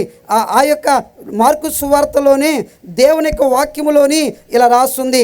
మనం కొంచెం కిందకు వస్తే ఆ కింద వచనాల్లోని వాళ్ళు ఏం జరిగించారు అని మనం చూసినట్లయితే దేవుని యొక్క వాక్యములో ఇలా రాస్తుంది, ఇలా చెప్పబడుతూ ఉంది. మార్కు సువార్త 13వ వచనం ఒకసారి చదవండి. 13వ వచనం, అనేక దయ్యములు వెళ్ళగొట్టుచు నూనె రాసి అనేకులకు రోగులను స్వస్థపరచుచు ఉండెను. అనగా వారికి పొందుకున్న ఆ అధికారాన్ని ఎవరి మీద ఉపయోగిస్తున్నారంట? వాళ్ళు దెయ్యముల మీద ఉపయోగిస్తున్నారు, రోగముల మీద ఉపయోగిస్తున్నారు. అనగా సమాజంలోని అపవిత్ర ఆత్మల చేత బాధించబడుతూ, రోగముల చేత, వ్యాధుల చేత బాధించబడుతూ ఇబ్బంది పడుతున్న అనేక వేల మంది, అనేక లక్షల మంది, అనేక వందల మంది మన చుట్టూ ఉన్నారు, మనం ఉన్న స్థలములో ఉన్నారు, మనం ఉన్న ప్రాంతంలో ఉన్నారు. అయితే దేవుడు ఏం చెప్తున్నాడంటే, ఇప్పుడు నువ్వు డబ్బు గురించి కాదు ఆలోచించవలసింది, ధనము గురించి కాదు ఆలోచించవలసింది, నీ మీద దేవుడు ఉంచిన అధికారము గురించి ఆలోచించే. ఈ అధికారం అనే మాట ఇంకొక మాట చెప్పాలంటే ఆయన అభిషేకానికి గుర్తిది. ఆయన అభిషేకానికి గుర్తు. Is anointing. అధికారం అనేది ఆయన ఇచ్చిన ఆ అభిషేకానికి గుర్తు. అనగా దేవుడు ఈరోజు మనకి అభిషేకిస్తున్నాడు. ఆ అభిషేకముతోని ఏం చేయమంటున్నాడు? అపవిత్రాత్మలు వెళ్ళగొట్టమంటున్నాడు, రోగులను స్వస్థపరచమంటున్నాడు, దెయ్యములను వెళ్ళగొట్టమంటున్నాడు. ఈ సమాజానికి కీడు కలిగించే, ఈ సమాజానికి హాని కలిగించే ఎన్నో అపవిత్ర ఆత్మలు మనుషులను వశం చేసుకొని, మనుషులను తన వైపుకు తిప్పుకొని వారి జీవితాలని, వారి బ్రతుకులను నాశనం చేస్తూ ఉన్నారు. ఇప్పుడు నేను మీకు అభిషేకం ఇచ్చాను, ఇప్పుడు నేను మీకు అధికారం ఇచ్చాను. ఈ అధికారముతో, ఈ అభిషేకముతో మీరు వెళ్ళి అపవిత్ర ఆత్మలు వెలగొడుతున్నప్పుడు, రోగులను స్వస్థపరుస్తున్నప్పుడు నా మహిమ, నా కీర్తి మీ ద్వారా, మీరు ఉపయోగించే అధికారము ద్వారా, మీరు కలిగి ఉన్న అభిషేకము ద్వారా ప్రసిద్ధి చెందుతుంది.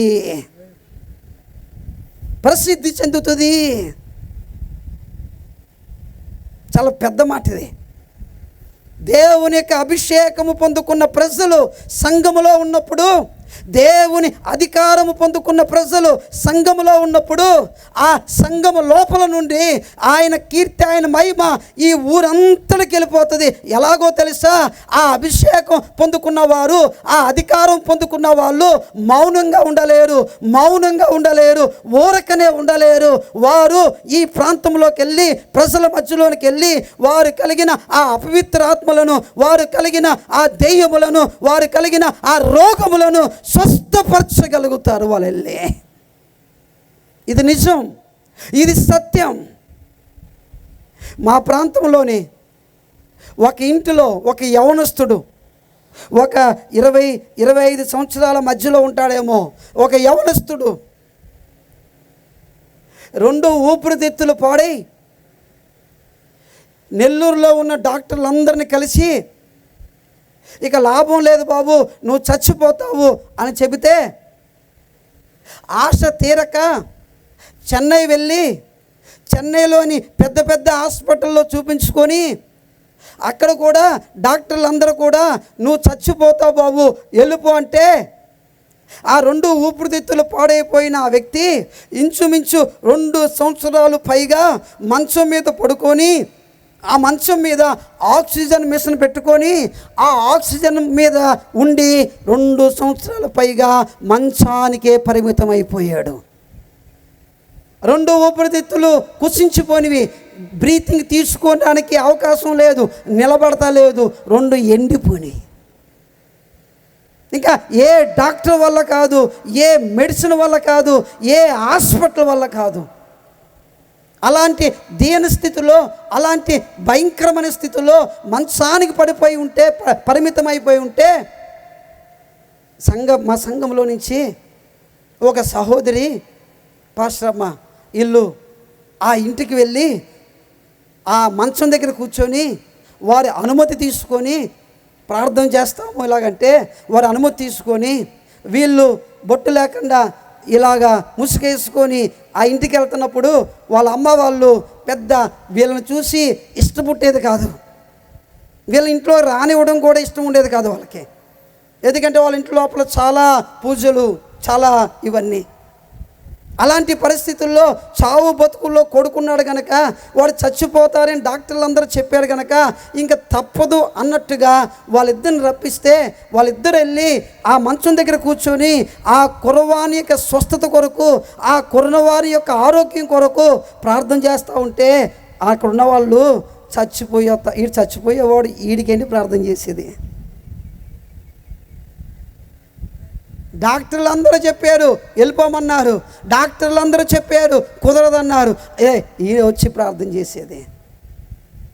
వాళ్ళ బంధువులు నెల్లూరులో డాక్టర్స్, ఒక ఆయన న్యూరాలజీ నరాల డాక్టర్, ఒక ఆవిడ రేడియాలజిస్ట్, ఒక ఆయన డెంటలిస్టు, చాలా పెద్ద పెద్ద డాక్టర్లే వాళ్ళ బంధువులందరూ నెల్లూరులో. మళ్ళీ ఆ అబ్బాయి బంధువులు వాళ్ళ ఇంటికి వెళ్ళి ప్రార్థన చేస్తూ ఉంటే ఇది అయ్యే పనేనా? 2 సంవత్సరాల నుంచి ఆక్సిజన్ మిషన్ పెట్టుకొని మంచం మీద పడుకున్నాడు, ఈడు బతుకుతాడా? మీరు నమ్మండి, దేవుని యొక్క వాక్యం చెబుతుంది, దేవుడు మనకు అధికారం ఇచ్చాడు, దేవుడు మనకి అభిషేకం ఇచ్చాడు. రోగులను స్వస్థపరచుటకు, వ్యాధులను నయం చేయడానికి, అపవిత్రాత్మలు వెళ్ళగొట్టడానికి ఇది దేవుని అధికారం. ఇది వాళ్ళు వెళ్ళి ప్రార్థన చేస్తున్నప్పుడు ఆ ప్రార్థన ఫలితంగా దేవుడు తన ఊపిరితిత్తుల్లో కార్యం చేయడం ప్రారంభించాడు, తన ఊపిరితిత్తుల్లో పని చేయడం ప్రారంభించాడు. ఆ ఊపిరితిత్తుల లోపల ఈయన పీల్చుకుంటున్న గాలి నిలబడాలి, అది ముఖ్యం. అక్కడ నిలబడాలి అంటే ఆ ఊపిరితిత్తులు ఎండిపోయి ఉన్నాయి, అవి మళ్ళీ పని చేయాలి. పని చేయాలి అంటే అది ఎవరి వల్ల కాదు, అది దేవుని వల్లనే జరుగుతుంది. అయితే దేవుని వల్లనే జరుగుతుందని తెలిసిన మనము సంఘం లోపల చప్పట్లు కొట్టుకుంటూ స్తుతిస్తూ ఉన్నాం. బయటికి వెళ్ళడంలే, బయటకు పోవట్లే. స్తుతి పాత్రుడా, స్తోత్రార్హుడా, కొట్టు, హల్లెలూయా స్తుతి మహిమ కొట్టు. పాటలు పాడుకుంటూ లోపల కూర్చున్నాం, చప్పట్లు కొట్టుకుంటూ లోపల కూర్చున్నాం. ఇలాగా మాలాంటి వాళ్ళు ఎక్కడెక్కడి నుంచో వస్తూ ఉంటే, వాడు ఇలా చెప్పాడు, నిన్న అలా చెప్పాడు, ఈరోజు ఈయన ఎక్కువ టైం తీసుకుంటున్నాడే, ఇంకా వదలడే, ఆకలేస్తుందని ముందే కదా చెప్పాడు ఈయన, నిన్న పాస్టర్ గారు టైర్కి వదిలేసాడు, ఈరోజు ఇలాంటి మీటింగ్లు పెట్టినప్పుడు, ఇలాంటి సభలు పెట్టినప్పుడు లోపల సంఘం లోపల ఒక ఉజ్జీవాన్ని, ఒక రివైవల్ని దేవుడు కలిగిస్తున్నాడు, దేవుడు తీసుకొని వస్తున్నాడు అనే ఒక గొప్ప ఆశ, ఆ కోరికతో దేవుని ముందు నిలబడే దేవుని బిడ్డలు ఈరోజు తక్కువైపోయారు. చెప్పండి పాస్టర్ గారు, ఇంకో మీటింగ్ పెట్టండి, ఇంకో ఆయన తీసుకురండి. దేవుని అభిషేకం మన మీద ఉంది, దేవుని అధికారం మన మీద ఉంది. ఆ అధికారముతో, ఆ అభిషేకముతో లోన కూర్చున్న మనము బయటికి వెళ్ళి, బయట అపవిత్రాత్మల చేత, రోగముల చేత బాధించబడుతున్న వేల మంది, వందల మంది ప్రజలు బయట కనబడుతున్నారు. వాళ్ళ మీద చేయి ఉంచండి, ఆయన అద్భుతాలు జరిగిస్తాడు. వాళ్ళ మీద చేతులు ఉంచండి, ఆయన అద్భుతాలు చేస్తాడు. మీరు నమ్మండి, ప్రార్థన చేస్తూ ఉంటే ఆ కుర్రవాడు కొన్ని దినాలకి లోపల ఊపిరితిత్తులు స్పందించి, ఆ ఊపిరితిత్తుల లోపల గాలి నిలబడి ఒక అరగంట సేపు, ఒక గంట సేపు ఆక్సిజన్ మిషన్ లేకుండా ఉండగలిగే స్తోమతకి, సామర్థ్యానికి దేవుడు తీసుకొని వచ్చాడు. ఆ కుర్రవాన్ని పట్టుకొని బండెక్కించి మందిరానికి తీసుకొని వచ్చి మందిరంలో గంట సేపు కూర్చోబెట్టి, మళ్ళీ ఆయాసం వచ్చేస్తే మళ్ళీ ఆ కుర్రను పట్టుకొని బండెక్కించి మళ్ళీ వాళ్ళ ఇంటికి తీసుకెళ్ళే వాళ్ళు బ్రదర్స్. అలాగున ఆ కుర్రవాడు దేవుని మహాకృపను బట్టి ఆక్సిజన్ మిషన్ లేకుండానే ఒక రోజంతా ఉండగలిగే సామర్థ్యాన్ని, ఆరోగ్యాన్ని ప్రభు ఆ కుర్రోడికి ఇచ్చాడు. అంతేనా? చప్పట్లు. ఈరోజు నెలకి వేల రూపాయలు సంపాదించుకునే బిజినెస్ని దేవుడు ఆ కుర్రోడికి ఇచ్చాడు. అద్భుతంగా వాళ్ళ కుటుంబం ఉంది. ఆ కుటుంబము ఆ కుర్రవాడి ద్వారా వాళ్ళ అమ్మ ప్రభు నమ్ముకుంది, బాప్తీసం ఇచ్చాం. వాళ్ళ అక్క ప్రభు నమ్ముకుంది, బాప్తీసం ఇచ్చాం. వాళ్ళ భార్య ప్రభు నమ్ముకుంది, బాప్తీసం ఇచ్చాం. ఈ కుర్రవాడు దేవుని సన్నిధికి వస్తున్నాడు. దేవునికి స్తోత్రం కలుగును గాక. హల్లెలూయా, హల్లెలూయా. ఆయన మహిమకు కీర్తి కలగలే, ఆయన కీర్తికి ప్రసిద్ధి కలగలే. అక్కడ ఉన్న వాళ్ళందరూ కూడా, ఆ వీధిలో ఉన్న వాళ్ళందరూ కూడా, వాళ్ళ బంధువులందరూ కూడా, రే చచ్చిపోయావనుకున్నావురా, ఇక నువ్వు లేవనుకున్నావురా, ఈరోజు నువ్వు సంపాదిస్తున్నావురా. ఇది నీ దేవుడు యేసు ప్రభు చేసిన గొప్ప కార్యం రా. ఇది ఆయన కీర్తికి ప్రసిద్ధి కలగాలి, ఆయన మహిమకు ప్రసిద్ధి కలగాలి. కలగాలంటే వాళ్ళు ఏం కలిగి ఉన్నారు? దేర్ అథారిటీ, అధికారాన్ని కలిగి ఉన్నారు, అభిషేకాన్ని కలిగి ఉన్నారు. అది రెండో మాట. అది మూడో మాట చూడండి, రండి ఇంకొంచెం ముందుకు వెళ్దాం. దేవుని యొక్క వాక్యంలోని మార్కు సువార్తలోనే మరొక మాట చూడండి, ఇలా రాస్తుంది. కంటిన్యూషన్ అది చదువమ్మా. ఇందా చదివిన ఆ వచనాన్ని ఈ 8వ వచనం చదివి ఈసారి 8వ వచనంలో రాస్తుంది. ప్రయాణము కొరకు వారి ప్రయాణము కొరకు చేతి కర్రను తప్ప రొట్టెనైనను జాలినైనను సంచిలో సొమ్మునైనను తీసుకొనక చెప్పులు తొడుగుకొనుటనియు 2 అంగీలు వేసుకోవద్దనియు వారికి ఆజ్ఞాపించాను. ఆగండి. ఇక్కడ యేసు ప్రభు వాళ్ళతో ఏం చెప్పాడంటే, కొన్ని తీసుకుని వెళ్ళమన్నాడు, కొన్ని తీసుకుని వెళ్ళొద్దు అన్నాడు. తీసుకుని వెళ్ళమన్న వాటిలో ఏమున్నాయి చెప్పండి? తీసుకొని వెళ్ళమన్న వాటిలో ఏమున్నాయి? చేతి కర్ర ఉంది, ఇంకా ఏముంది? చెప్పులు ఉన్నాయి. చెప్పులు తొడుక్కోమన్నాడు, తొడుక్కోవద్దన్నాడా? తొడుక్కోమన్నాడు. అది చేతి కర్ర పట్టుకోమన్నాడు, కాళ్ళకి చెప్పులు తొడుక్కోమన్నాడు. ఇదే ప్రిన్సిపల్ ఐగుప్తు దేశంలో నుంచి బయటకు వచ్చినప్పుడు కూడా దేవుడు ఉపయోగించాడు. ఆ ప్రజలతో అన్నాడు, అబ్బాయి మీరు కర్ర పట్టుకోండి, అబ్బాయి చెప్పులు వేసుకోండి, నడుంకి కట్టుకోండి, అప్పుడు తినండి పస్కాని. ఎందుకంటే ఏ క్షణంలో మీరు ఇక్కడి నుంచి బయటికి వెళ్ళాలో తెలియదు కనుక మీరు రెడీగా ఉండి పస్కాని భోజనం చేయనని నిర్గమాకాండంలో వాళ్ళకి చెప్పాడు. సరే, కానీ ఇప్పుడు ఇక్కడ చేతి కర్రను తీసుకుని వెళ్ళమంటున్నాడు, చెప్పులు తొడుక్కోమంటున్నాడు. కానీ ఏమొద్దంటున్నాడు? రొట్టెలు అయినను జాలైనను సంచిలో సొమ్మునైనను తీసుకొనక 2 అంగీలు వేసుకొనవద్దనియు వారికి ఆజ్ఞాపించాను. ఇందులో 2 ప్రాముఖ్యమైన మాటలు చెప్తాను చూడండి. 1 రొట్టెలు తీసుకొని వెళ్ళొద్దు, 2 వస్త్రాలు తీసుకొని వెళ్ళొద్దు. ఏం తీసుకుని వెళ్ళొద్దు అంటున్నాడు ఆయన? రొట్టెలు తీసుకొని వెళ్ళొద్దు, 2 వస్త్రాలు తీసుకుని వెళ్ళొద్దు. మనలో మన మాట, ఈ భూమి మీద మనం ఉద్యోగం చేస్తున్నామే, ఈ భూమి మీద మనం పని చేసుకుంటున్నామే, ఇదంతా దేని కొరకు చెప్పండి? దేని కొరకు? ఇది తిండి కొరకు, కడుపు కొరకు, 2 ఈ శరీరం కొరకు, ఈ బట్టల కొరకే ఇంచుమించు. అంటే ఈ శరీరం మీద ధరించుకునే వాటి కొరకు, అలాగే కడుపు లోపల తినే వాటి కొరకు.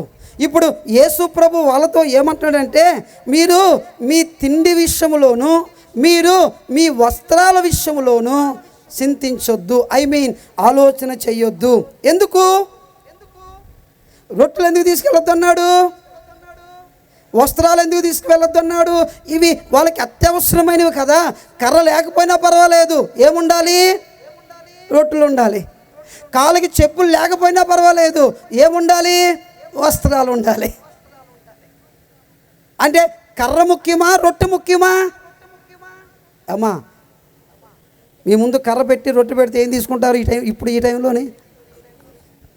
ఈ టైంలో కర్ర తీసుకున్నాడు ఉంటాడా? కొంతమంది తీసుకుంటారులేండి. ఎందుకో తెలుసా? నా మీద రావడానికి. ఇంకా వదలట్లేదురా బాబు వీడు అని చెప్పేసి నా మీద రావడానికి కర్ర తీసుకుంటారేమో. కానీ వాస్తవానికి ఏం తీసుకుంటారు? రొట్టెని తీసుకుంటారు. మరి రొట్టెని ఎందుకు వద్దన్నాడు?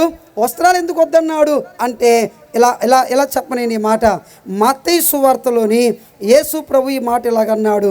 మత్తయి సువార్తలోని దేవుని యొక్క వాక్యం 6వ అధ్యాయము 31వ వచనము 32వ వచనములోని ఈ మాట అన్నాడు చూడండి.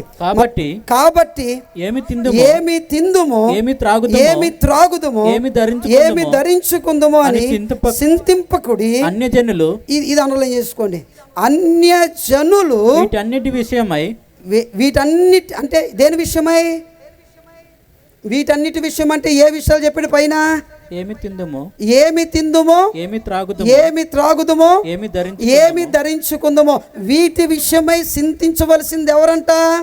అన్ని జనులు. చింత లేకుండా ఉండవలసింది ఎవరంట? దేవుని బిడ్డలు.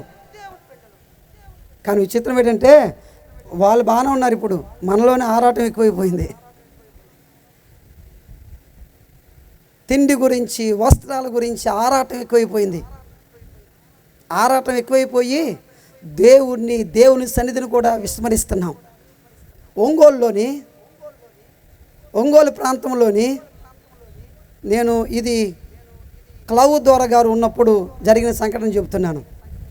మిషనరీస్ మనకి రామయ్య పట్టణానికి ఆయన ఇక్కడే, క్లవ్ ద్వారా గారు ఇక్కడే ఇక్కడి నుంచే ఒంగోలుకి వెళ్ళేది.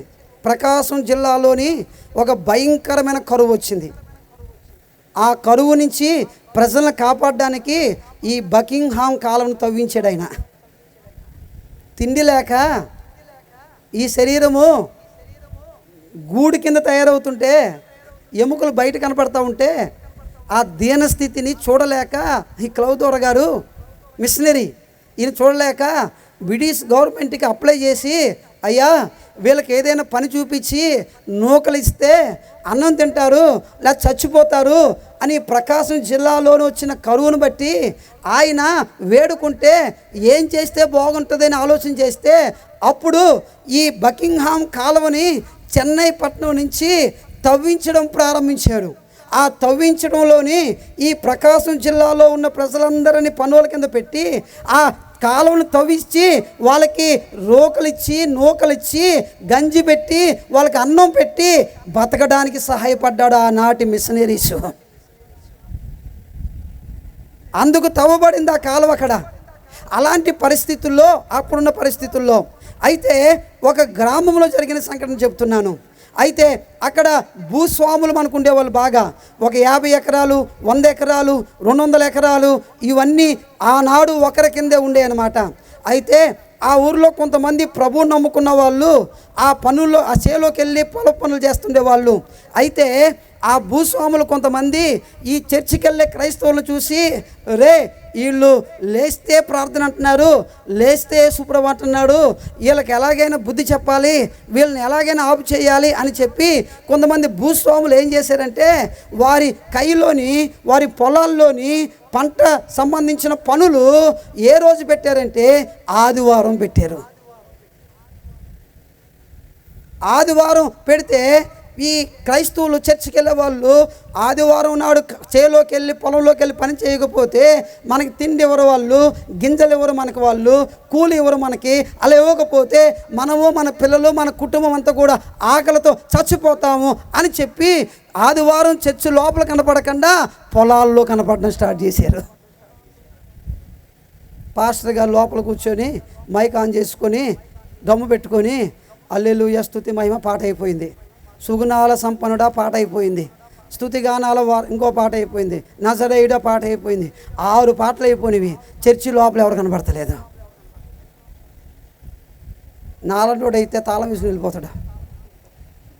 కానీ మీ పాస్టర్ గారు కాబట్టి ఇంకా అలా కూర్చుంటున్నాడు అక్కడ. అబ్బే పాటలకు వస్తాం మనం, రాం కదా, పనులు ఎక్కువ కదా మనకి. సరే, 1 వారం అయిపోయింది, 2 వారాలు అయిపోయింది, 3 వారాలు అయిపోయింది. మీరు చెప్పండి అమ్మా, సంఘాన్ని మూసేయాలా తెరిచి ఉంచాలా? ఉన్నారు, అందరూ ఉన్నారు ఇక్కడ. మందిరాన్ని తెరవాలా మూసేయాలా చెప్పండి? ఎందుకు? మీరందరూ పొలంలో ఉంటుంటే, మీరందరూ పొలంలోని, మీరందరూ మామిడికాయ చెట్ల కింద, మీరందరూ రోడ్డు పక్కన మామిడికాయలు అమ్ముకునే బిజినెస్లోని, ఆ బిజినెస్లో ఈ బిజినెస్లో మీరందరూ ఉంటే మందిరం లోపల తెరిచి ఇంకేం ఉపయోగమా? ఏం ఉపయోగమా? వాళ్ళందరూ అడిగిన తిండికి కక్కుర్తి పడుతున్నారు, తిండి గింజలకు కక్కుర్తి పడుతున్నారు. వాళ్ళు ఇవ్వరంట, కూలి ఇవ్వరంట, డబ్బులు ఇవ్వరంట. అలాగా పని చేస్తూ ఉంటే దేవుడు కలుగు చేసుకొని ఆ 100 ఎకరాలు ఉన్న ఒక ఆసామి ఆయన పంట అంతా పండించి ఆ పంట అంతటిని ఇంటికి తీసుకొచ్చి ఆ పంట అంతటిని గూడౌన్స్లో పెట్టిస్తే ఆ ఇంట్లో ఉన్న ముసలావిడి, అప్పుడు స్టవ్లు లేవు కదా మనకి, అప్పుడన్నీ ఏంటి అయ్యి కట్టెల పొయ్యిలు కదా అయ్యి.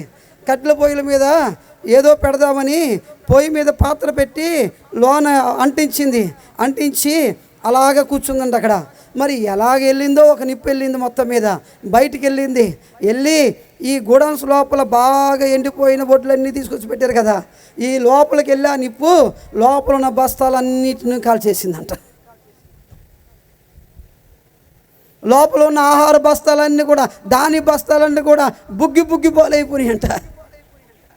ఆ భూస్వామి, ఆ రైతు ఆలోచన చేసాడంట, రే ఎన్నడూ లేనిది నా ఇంట్లో ఇన్ని 100 బస్తాలు అగ్నికి ఆహుతైపోయింది ఏంట్రా అని ఆలోచన చేస్తే అప్పుడు వారికి అర్థమైందంట.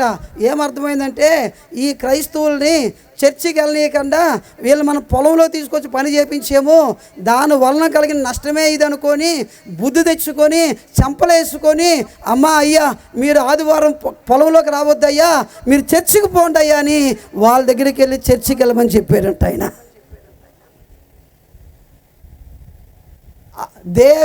దేవుని మందిరములోని, దేవుని యొక్క సన్నిధిలోని ఆ విలువ, ఆ సమయము, ఆ ప్రాధాన్యత దేవుడు అన్ని జనులకు చెప్తున్నాడు. కానీ మనకు చెప్తున్నా మనకి వినపడతలేదు, మనకు చెప్పినా మన చెవికి ఎక్కించుకుంటలేదు. ఎందుకు? కష్టపడాలి సార్, ఆటోకి వెళ్ళాలి సార్, పని చేయాలి సార్, అంత ఓవర్ టైం అయిపోయింది. ఇంతకుముందు ఉదయం 8 గంటలకు వెళ్ళి సాయంత్రం 6 ఇంటికి వచ్చేసి ఈరోజు పని అయిపోయింది అనుకునేవాళ్ళు. కానీ ఈరోజు అలా పని అయిపోయింది అనుకునే వాళ్ళు ఎవరు లేరు. ఇంకా పని చేయాలి, ఇంకా పని చేయాలి.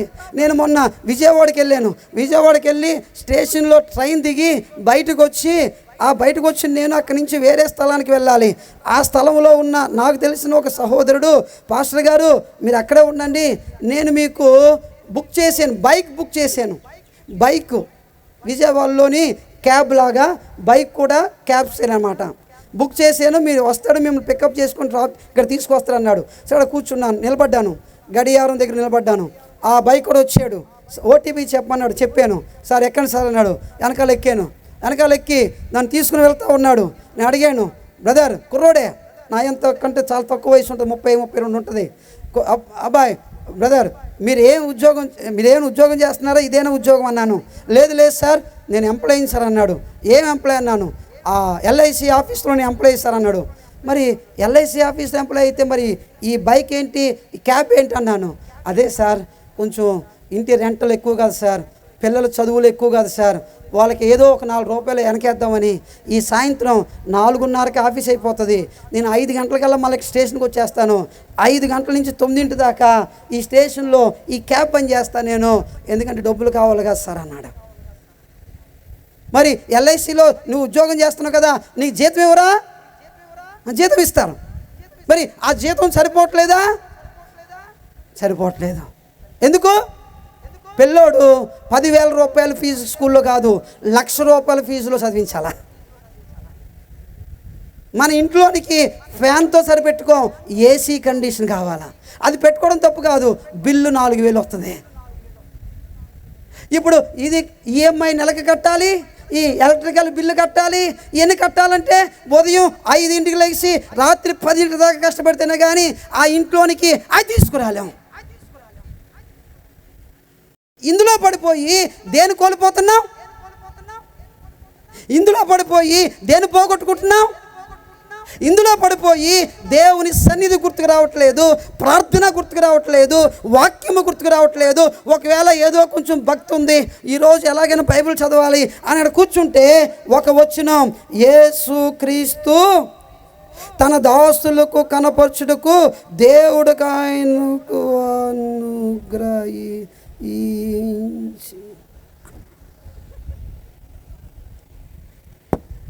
మళ్ళా మొదటికి వస్తున్నాం.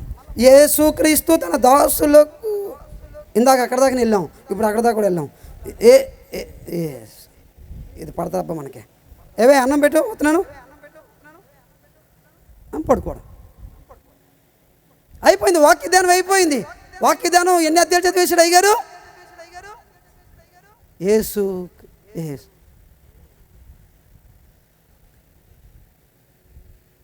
దేవుడు నిన్ను పోషించగలడు, దేవుడు నీ అవసరత తీర్చగలడు, దేవుడు నీకు కావలసిన వాటిని సమకూర్చగలడు. ఆహారము కంటే ప్రాణము, వస్త్రము కంటే దేహము విలువైనవి. మీరు ఆహారము కొరకు చింతించొద్దు, మీరు వస్త్రము కొరకు చింతించవద్దు. పరలోకముందున్న మీ తండ్రి వాటిని మీకు నిశ్చయముగా అనుగ్రహిస్తాడు. There provision. 3వ లక్షణం వారిలో ఏం కనబడుతుందంటే దేర్ ప్రొవిజన్, అంటే వారి పోషణ దేవుడికి అప్పగించేశారు. రొట్టె ఏదు అంటే దేవుడండి, వస్త్రాలు ఏవి అంటే దేవుడండి, వారి కుటుంబంలో ఏమి కావాలన్నా దేవుడు దేవుడు దేవుడు. దేవుని నమ్మారు. దేవుని మీద ఆధారపడ్డారు, దేవుడు పోషించగలడని విశ్వసించారు. సంఘము లోపల కూర్చున్న మన యొక్క జీవితాలలో దేవుడి మీద ఆధారపడడం, దేవుని నమ్మడం, దేవుడు నన్ను పోషిస్తాడు, నా కుటుంబాన్ని పోషిస్తాడు, నా బిడ్డలను పోషిస్తాడు, నా భార్యను పోషిస్తాడు, నన్ను పోషిస్తాడు. నా పనిలో నాకు వచ్చే జీతం 5,000 అయినా పర్వాలేదు, నా పనిలో నాకు వచ్చే జీతం 10,000 అయినా పర్వాలేదు, నా పనిలో నాకు వచ్చే జీతం 15,000 అయినా పర్వాలేదు. నాకు ప్రయారిటీ, ప్రాధాన్యత నా జీతం కాదు, నా ప్రాధాన్యత, నా ప్రయారిటీ దేవుడు, దేవుని సన్నిధి, దేవుని మందిరం, ప్రార్థన, వాక్యం, సహవాసం, దేవుని ప్రజలు. ఏది ఈరోజు మనలోని ఎక్కడ కనబడుతుంది? ఈరోజు మనలోని. అందుకే ఆయన కీర్తికి ప్రసిద్ధి కలుగు చేయలేకపోతున్నాం, అందుకే ఆయన మహిమకు ప్రసిద్ధి కలుగు చేయలేకపోతున్నాం, అందుకే ఆయన ప్రభావానికి ప్రసిద్ధి కలుగు చేయలేకపోతున్నాం. ఇది మూడో మాట. ఇంకా 2 ఉన్నాయి, త్వరగా చెప్పి ముగించేస్తాను. రండి మార్కు సువార్త మళ్ళీ 6వ అధ్యాయంలోకి రండి. దేని యూనిటీ కనబడుతుంది అక్కడ, వారి ఐక్యత కనబడుతుంది అక్కడ. రెండో మాట ఏమా ఉన్నారా? వెళ్ళిపోయారంటే అర్థం ఏంటంటే నిద్రలోకి. దేని అథారిటీ కనబడుతుంది అక్కడ. మూడోది దేని ప్రొవిజన్, వారి పోషణ కనబడుతుంది అక్కడ. వారి పోషణ దేవుడే అన్నట్టుగా ఉంది. 4వ మాట చూడండి, నేను ఇంక వివరించిన కానీ త్వరగా ముగించేస్తాను. 10వ వచనం చదవండి ఒకసారి. 10వ వచనంలో రాస్తుంది, మరియు ఆయన వారితో ఇట్లా నేను మీరు ఎక్కడ ఒక ఇంట ప్రవేశించెదరో అక్కడ నుండి మీరు బయలుదేరు వరకు ఆ ఇంటని బస చేయండి. 4వ మాట ఏంటంటే దేర్ స్టెబిలిటీ, వారి స్థిరత్వం. మీరు ఒక ఊరికి వెళ్తే ఆ ఊరిలో నుంచి మళ్ళా మీరు వేరే ఊరికి వెళ్ళే వరకు ఎక్కడ ఉండాలి? ఏ ఇంట్లోనికి వెళ్తారో ఆ ఇంట్లోనే ఉండండి అన్నాడా? ఆ ఊరిలో ఒక గంట ఒక ఇంట్లో అలా ఉండమన్నాడా? ఏమా ఎలా ఉండమన్నాడు ఆయన? చదవండి, మళ్ళీ చదవండి. ఆ మాట ఏం రాస్తుంది? మీరెక్కడ ఒక ఇంట ప్రవేశించెదరో అక్కడ నుండి మీరు బయలుదేరు వరకు ఆ ఇంటిని బస చేయండి. ఇంగ్లీష్లో ఏముంటుందంటే make that your resting place till you go away. Make that your resting place still you go away. మీరు అక్కడ నుండి వెళ్ళే వరకు మీరు ఉన్న ఆ స్థలాన్ని మీకు విశ్రాంతి స్థలంగా తీసుకోండి. అనగా ఇక్కడ స్టెబిలిటీ అంటే నాట్ బీయింగ్ రెస్ట్లెస్ అంటే మీరు అవిశ్రాంతిగా ఉండొద్దు, మీరు విశ్రాంతి తీసుకోండి. అలసిపోయే వాళ్ళుగా ఉండొద్దు. మీరు అస్థిరత్వం ఏం చేస్తుంది? అలసిపోయేలా చేస్తుంది. స్థిరత్వం ఏం చేస్తుంది? ఫ్రెష్గా ఉంచుతుంది మనల్ని. మీరు స్థిరులుగా ఉండాలి. మీరు గాలికి అటు ఇటు కదిలే చంచల మనస్తత్వం కలిగి ఉండకూడదు. చంచలమైన మనస్తత్వం దేవునికి గుర్తు కాదు, దేవునికి స్థిరమైన మనస్తత్వం గుర్తు. అందుకే బోయస్ అన్నాడు రూతుతోని, అమ్మా ఇదిగో నువ్వు ఇంక ఏ పొలములోనికి పోకర్లేదు, నువ్వు ఈ పొలములోనే పరిగె ఏరుకో అన్నాడు. ఆమె అక్కడ పరిగె ఏరుకున్న దినములన్నీ ఒకే పొలములో ఉంది, స్థిరంగా ఉంది. ఈరోజు స్థిరత్వం కావాలి మనకి, చంచలత్వం కాదు. మనకు కావాల్సింది స్థిరత్వం కావాలి. ఒక మాట చెప్పనియండి. ఏమ్మా అలా నిద్రపోతున్నావు ఏంటమ్మా? ఎందుకు వచ్చావమ్మా అసలు ఇక్కడికి? అది ఎందుకు వచ్చావు, దేనికి వచ్చావమ్మా అని గట్టిగా అన్నాను అనుకోండి, సాయంత్రం కనపడదాడు. ఇంకా అక్కడ కనపడదు, నిజంగా చెప్తున్నాను, కనపడదు, వెళ్ళిపోతుంది. మీరు అన్నారు, అడిగారు, అక్క ఏంటక్క సాయంత్రం మీటింగ్ రాలేదు, ఏమైంది అక్క? వచ్చినా ఒకటే రాకపోయినా ఒకటే. ఒకసారి ఒక కునుకు అలాగే నిద్ర వేసాను, అక్కడ ఎవరు నిద్రపోలేదు ఏంటి? నేనే కనపడ్డాను ఆయనకి. ఏమో లెక్క పాస్టర్ గారు అలా చెప్పాడు. నువ్వు చెప్పకో, ఫస్ట్ నుంచి నాకు తెలుసు నేను పడదా ఆయనకి, నేను పడదా ఆయనకి, ఎందుకులే మళ్ళా ఏడుతుడని వస్తున్నాను. ఎవరు ఏడుతారంట? అది మా జీవితాలు అయ్యి. మీ డైలాగుల్లో మేము అది, విశ్వాసుల యొక్క డైలాగుల్లో సేవకుడు ఎలా ఉన్నాడంటే అది అంతే. సంచలత్వం, స్థిరత్వం లేదు. స్థిరంగా ఇక నాటబడాలి, ఒలీవ మొక్క వలె నాటబడాలి, ఆ ఒలీవ మొక్క వలె ఫలించాలి, నాటబడాలి. స్థిరత్వం, స్టెబిలిటీ. అందుకే ఈరోజు స్థిరత్వం లేదు కాబట్టి ఇక్కడ కొన్ని రోజులు, అక్కడ కొన్ని రోజులు, అక్కడ కొన్ని రోజులు, అక్కడ కొన్ని రోజులు, చివరికి భక్తి వెక్స్ అయిపోయి విరక్తి కలిగి ఏం వెళ్తాంలే అమ్మా, ఎక్కడైనా దేవుడు ఒక్కడే, ఇంట్లో కూర్చొని స్తోత్రం హల్లెలూయా స్తోత్రం, ఎక్కడైనా దేవుడు ఒకటేనంట. అందుకని ఇంట్లో కూర్చొని స్తోత్రం చెప్పుకుంటుంది. ఎంత గొప్ప జ్ఞానవంతురాలో. ఆవిడ కొరకు ఒకసారి చప్పట్లు కొట్టండి, ఆ జ్ఞానవంతురాల కొరకు. ఆ జ్ఞానవంతురాలు మీలోనే ఉండొచ్చు కొంతమంది, మీకు కొంచెం గట్టిగా కొట్టుకోండి చప్పట్లో ఈసారి. స్థిరత్వం, స్టెబిలిటీ, దేర్ స్టెబిలిటీ. అక్కడే ఉన్నారు వారు వెళ్ళే వరకు. ఇది 4వ లక్షణం. 5వ చెప్పేసి ముగిసేస్తాను రండి. 5వ చూడండి, మార్కు సువార్తలోని ఆయన కీర్తి ప్రసిద్ధి చెందింది. ఆయన కీర్తి ప్రసిద్ధి చెందింది. కారణము వారు జీవించిన విధానం, కారణము వారు బ్రతికిన విధానము. 5వ మాట చూడండి, 11వ వచనం చదవండి. ఏ స్థలమందైనను జనులు మిమ్మును చేర్చుకొనక మీ మాటలు వినకుంటే మీరు అక్కడ నుండి బయలుదేరినప్పుడు వారి మీద సాక్ష్యముగా ఉండుటకు మీ పాదముల క్రింద ధూళి దులిపివేయుడి. Whatever place will not take you in and will not give ear to you. When you go away, put off the dust from your feet as the witness against them. నేను రామేపట్నం వచ్చాను. రామేపట్నంలో ఆ వీధిలో నిలబడి సువార్త పత్రికలు ఇచ్చాను. నిజంగానండి, ఇది ఒక ఊర్లోకి వెళ్ళాను, ఒడ్డిపాలెం ఊరు. వెళ్ళి సువార్త పత్రికలు పంచిపెడుతున్నాను. సువార్త పత్రికలు పంచిపెడుతుంటే ఒకడు నా చేతులు ఇచ్చాను. ఇచ్చి ఇలా చూసి యేసు ప్రభుదా అన్నాడు. అన్నా అంటే వాడు ఏం చేశాడంటే చెప్పులు తుడుచుకునేలాగా నా ముందే నేను ఇచ్చిన పేపర్తోని చెప్పులు తుడుచుకున్నాడు. కొంతమంది భక్తి కలిగిన వాళ్ళు ఏం చేస్తారంటే కళ్ళకు అద్దుకొని జోలు పెట్టుకుంటాడు, వాడు చదవకపోయినా. అదో రకం భక్తి. ఇంకొకరు అంటాడు, అయ్యా మా ఊర్లో చెప్పొద్దులయ్యా, మా ఊర్లో అందరూ హిందువులయ్యా, యేసు ప్రభు మాకు వద్దులయ్యా అంటాడు. అదొక రకం. ఇది మరీ చండాలమైన భక్తి. ఇది ఏ భక్తి? యేసు ప్రభు గురించి ఒక పత్రిక ఇచ్చాం, నచ్చకపోతే వద్దను, నచ్చితే తీసుకో, లేకపోతే లేదు. తీసుకొని నా ముందే చెప్పులు తుడుచుకుంటున్నాడు. ఇప్పుడు నేనేం చేయాలి చెప్పండి? మీరేం చేస్తారమ్మా? లాగి చంప మీద ఒకటి కొట్టమా? రే బుద్ధి ఉందా, బుద్ధి లేదా నీకు? నీ కళ్ళు పోతారా, నీ కాలు పోతారా, నీ చేతులు పోతారా?